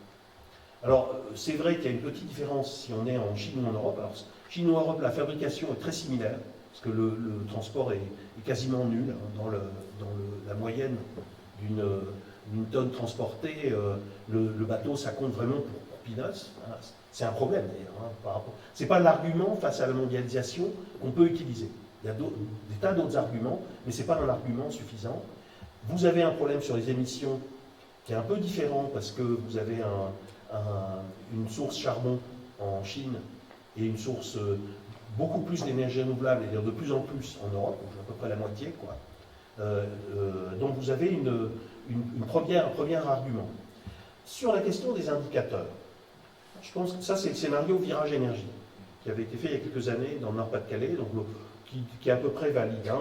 Les surfaces dont vous avez besoin, c'est un peu spécieux, là c'est le système électrique, et vous avez le vent qui est où vous n'avez pas arrêté de faire des pâtures en dessous. Donc c'est quand même un peu compliqué. Vous avez une surface, mais ce n'est pas vraiment une surface entièrement consommée. Alors que pour le photovoltaïque, en jaune et en rouge, c'est pas beaucoup. Et donc il y a eu le calcul de fait récemment, on peut vous l'envoyer. Alors supposons qu'on mette la France à 100% PV. En fait, on est plutôt à un tiers, avec un tiers éolien ou un tiers surtout éolien offshore. Mais on va être plutôt dans ces ordres de grandeur-là, même si le scénario, on est libre, on peut faire un scénario qu'on veut. La France, vous avez de l'agricole à 51, du bois, de la forêt à 31, et à 8 des zones humides, etc. Si on fait tout PV, on est à 5-6%. Ça dépend en fait justement de la sobriété. À droite, c'est 2 tiers d'énergie avec le maximum de sobriété. Vous avez plutôt plus d'électricité pour plein de raisons, notamment qu'on sort de la voiture thermique. Mais vous avez, donc on a une partie biogaz, etc. Mais on a quand même, l'électricité est vraiment en train de gagner dans les transports. Et vous avez en même temps beaucoup d'efficacité. Donc on arrive à peu près à 6% de la surface nécessaire pour alimenter la France. Donc c'est beaucoup et pas beaucoup. 6%, ça fait donc... ça fait 6 départements. Oui, mais sauf que vous avez une autre façon de le représenter. Vous avez à votre droite le sol agricole qui franchement, vous regardez le sol utilisé pour la betterave, etc. Je ne suis pas très sûr qu'une France écologique, ce soit ça. Et vous avez l'artificialisé qui est en gris. Et c'est vrai qu'une grosse partie d'une France photovoltaïque à 100%, que je vous montre avant, donc je vous dis, on n'a pas besoin de 100%, hein, on a besoin que le photovoltaïque soit une part, mettons la moitié. Eh bien, vous avez déjà une grosse part de votre photovoltaïque qui peut être combinée avec le gris. Les routes, les parkings, etc. Vous êtes au-dessus d'une route. Donc vous avez déjà une partie, en tout cas on a déjà la place en France de faire une grande partie. Vous avez une deuxième partie qui n'a pas besoin d'aller chercher de la nature, c'est la question d'une partie de ce monde agricole, où en plus de ça, on va en avoir besoin. Par exemple, dans l'Oregon, les expériences ont montré que si vous mettez du photovoltaïque lâche au-dessus des prairies, eux ils ont un problème de sécheresse en fin de saison, vous allez avoir plus de biomasse sur l'année, plus longtemps de l'herbe, parce que vous allez avoir un stockage d'humidité. Donc vous allez, alors ça veut dire que vous avez un sol qui est en effet pas un espace naturel, c'est pas une prairie comme ici autour, mais c'est quand même productif. C'est pas un sol improductif. Vous avez autant d'herbe pour vos biquettes ou vos moutons, sinon plus en fait. Oui, mais là je vous pose la question quand on rase une forêt quand même. Eh ben, dans les Landes, la discussion est tout à fait sérieuse. Alors, moi, je crois assez bien au calcul. Si vous voulez, un champ que je recouvre entièrement de photovoltaïque, il est, en termes d'énergie, par rapport au chauffage que j'ai mis tout à l'heure, en termes d'énergie, il est 40 fois plus productif que la forêt. Ça, je suis d'accord. Et donc, ça veut dire qu'on peut faire de l'espace naturel. Aujourd'hui, la forêt landaise, elle est particulièrement peu naturelle et particulièrement peu écologique. C'est-à-dire que vous avez une nature qui est comme un champ de betterave. Je suis désolé, c'est de la nature, mais enfin, c'est pas de la biodive. Et donc, vous avez une discussion sur l'usage des terres qui n'a pas de tabou là-dessus. Vous avez cette proportion que je vous ai montrée de forêt. Dans les 31%, il n'y en a pas un tiers qui est de la réserve naturelle. Il y en a une partie qui l'est de fait parce que c'est des petites parcelles et qu'on n'y touche pas trop. Mais moi, j'ai aucune... C'est une vraie discussion. Après ça, c'est aussi une discussion économique que j'ai mis en dessous, qui va peut-être vous choquer. C'est que le petit tableau qu'on voit là, on a la valeur ajoutée en France de l'agriculture et de l'énergie. En termes de milliards d'euros, parce que quand vous parlez des betteraves, franchement, on parle en milliards d'euros. On n'est pas en train de parler des petits oiseaux et des vers de terre, il y en a plein.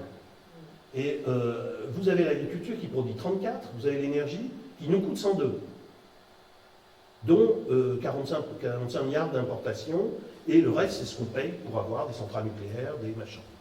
Donc, si vous avez 1,5% du PIB et de l'autre 4%, bah, il faut se demander qui en vit, etc. C'est pas tabou de dire que l'agriculture a peut-être pas besoin de 51% de la surface de notre pays. Pour un truc qui sert à exporter, subventionner dans le reste du monde et importer vous avez un système aujourd'hui qui marche sur la tête. Et la forêt landaise en fait partie. Donc moi j'ai travaillé pour des emballeurs de là-bas. Franchement, c'est Napoléon III qui a planté la forêt et depuis c'est pas une zone naturelle. C'est une zone intéressante, mais c'est pas la même chose. Donc ça veut dire que quelque part c'est de la politique. Vous devez discuter de quoi on a besoin, comment on fait, et aussi de l'emploi. Et la question de faire des réserves. Donc il y a eu le calcul de fait de dire, ben, je fais des vraies réserves naturelles, vraiment pour la biodive, et je produis plus avec un dixième de la surface. Donc je ne dis pas que c'est tout l'argument, c'est une partie de l'argument, et il faut se dire que le monde agricole fait un peu ce qu'il veut jusqu'à depuis longtemps. Il y en a un certain nombre qui ont fait des expériences. Donc j'ai parlé de l'Oregon, mais il y a aussi, je veux dire, on va avoir dans pas longtemps des zones, notamment du côté des Pyrénées orientales, etc., où même la vigne, on ne pourra plus la cultiver. Donc si vous avez une partie de solaire orientable au-dessus de champs qui sont des infrastructures, ce n'est pas des champs qu'on a laissé pousser gentiment avec les haies et tout ça. Si vous faites ça, ça vous permet de cultiver là où on ne pourra plus cultiver. Donc c'est des questions qu'on doit se poser maintenant. On est quand même. Donc je ne dis pas que ça doit représenter toute la surface de la France, mais regardons la proportion. Maintenant, en effet, je préférerais qu'on aille chercher la partie grise qui est là, et en partie c'est au-dessus des parkings, des supermarchés, et au-dessus, etc. qui vont faire encore du blé avec, mais ça c'est une autre discussion. Et il y a pour partie aussi des questions économiques. C'est pas la peine d'aller fragiliser les toits de gens avec des trucs qui font 1 mètre carré, 2 mètres carrés, et qui quand même, globalement, coûtent quand même de l'argent. Donc on en fait un peu, parce que l'autoproduction, c'est fascinant, mais on ne va pas réussir à tout remplacer par de l'autoproduction sur les toits des Indiens. En plus, les locataires, ils peuvent avoir une part de centrale ailleurs, dans le village. Voilà. Si je peux rajouter quelques points par rapport à ça, on va passer par une salle qui s'appelle le WIP, dans lequel on a un champ photovoltaïque qui est sur des zones polluées, sur un champ pollué du fait de la SMN. Et donc, on a un champ photovoltaïque là-bas. Par rapport à l'agriculture, donc c'est aussi toute la question de quelle agriculture nous souhaitons. Oui. Et là-dessus, on a un outil intéressant qui est l'outil Parcelle, qui a été mis en ligne par Terre de Liens et qui montre pour avoir une agriculture bio, quelle proportion de terre on aurait besoin en terre agricole. Donc ça, c'est aussi la bataille permanente par rapport aux terres agricoles et utilisées par rapport aux fonciers. Et des emplois qui seraient créés pour cette agriculture qui viserait plus à long terme durable. Je viens sur une question sur Internet, éventuellement d'un troll. On fait comment pour créer des éoliennes et des panneaux solaires sans pétrole? Et après, je propose que ça soit l'avant-dernière question. Alors, aujourd'hui, l'industrie, c'est la question d'une industrie sans pétrole qui est posée. On est devant une décarbonisation, qu'on appelle une décarbonisation de l'industrie qui se fait de façon assez accélérée en Europe, mais pas assez vite. Mais on est quand même en train de changer. On a un certain nombre d'industries, notamment l'acier, qui sont en train d'innover. Les Suédois, donc on a un pilote, c'est quand même les premiers qui ont mis à peu près 1 milliard d'euros pour un système qui s'appelle Hybrid, qui est en gros c'est éolien hydraulique de l'hydrogène qu'on produira assez au nord de la Suède pour remplacer le système avec le minerai de fer et le charbon. Donc on va supprimer le fourneau dans leur cas. Alors, il y a d'autres hypothèses, on a d'autres options qui vont plutôt du côté de la capture du carbone et avec des idées qu'on développe par exemple à Rotterdam. Mais on est aujourd'hui, toute l'industrie est en train de se poser la question, pas seulement celle de l'éolien et du photovoltaïque. Alors, pour être plus précis sur le photovoltaïque, il n'y a pas de pétrole dedans, c'est de l'électricité très majoritairement, puisque le silicium, c'est un procédé Siemens qui est une électrolyse. En fait. Enfin, on a une purification d'un lingot, un lingot purifié qui est le même que dans la microélectronique. Donc maintenant, en effet, on a une industrie qui a un gros défi dans les années qui viennent, parce qu'on ne leur a pas encore dit qu'on va arrêter le gaz. Et donc il y a un certain nombre d'industriels qui vont devoir aller chercher de la chaleur ailleurs, parfois s'électrifier. Les Suédois ont à peu près un tiers de leur maison à la pompe à chaleur, un peu plus même. Et le reste, c'est réseau de chaleur. Et le bois dans les coins est plus isolé. Mais donc on a la question d'un système 0%, qui est d'ailleurs le point que pourrait poser la personne, c'est aussi comment on fait pour se passer du gaz dans le système électrique. Et l'étude ADEME, dont vous avez peut-être entendu parler, est très très intéressante, parce qu'en fait, pour se passer du gaz, la quantité à stocker d'énergie est absolument la même si on ne garde pas du nucléaire. Donc c'est un truc qui serait un autre exposé, c'est qu'en fait, l'ADEME a fait le calcul de façon assez objectivée, et le système, c'est surtout un problème saisonnier qu'on a en France. Le problème jour-nuit est en fait, non pas en train de se résoudre, mais il est à l'échelle de ce qu'on sait déjà faire comme stockage. Alors que pour le saisonnier, c'est très compliqué, et on a en fait le même problème qu'on ait ou non, qu'on soit ou non sorti du nucléaire. Donc, quelque part, si on a le choix et que c'est moins cher, on a peut-être intérêt à sortir. Mais ça, c'est donc une autre... Peut-être c'est un argument qui n'est pas encore arrivé dans le débat en France, mais qui va probablement en électriser quelques-uns. Donc voilà, maintenant, faire une éolienne sans pétrole, c'est la même chose que faire une voiture. C'est la question de la métallurgie, de toute l'industrie qui est en conversion.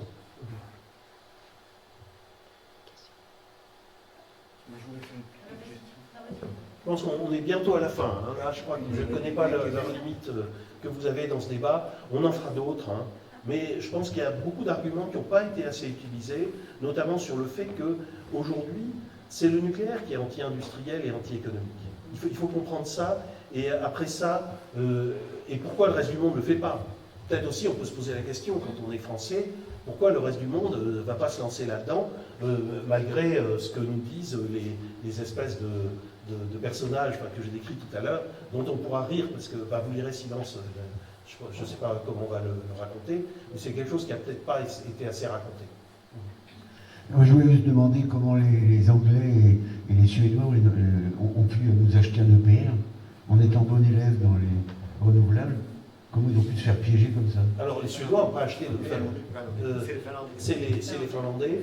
Et il y a plusieurs raisons, dont certaines sont compréhensibles, d'autres pas. Les Anglais sont restés comme en France, très très très pour le nucléaire, sans avoir d'industrie nucléaire, enfin sans avoir d'industrie de construction nucléaire.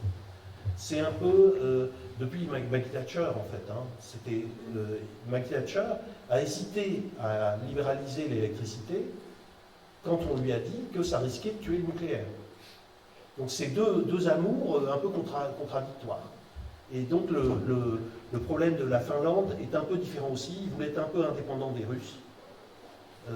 Et ils ont fait ce réacteur. C'est pas toujours non plus très compréhensible. Et ils ont pensé que les Français allaient être performants aussi dans leur construction industrielle, ce qui n'a quand même pas été le cas. Ils sont encore en retard.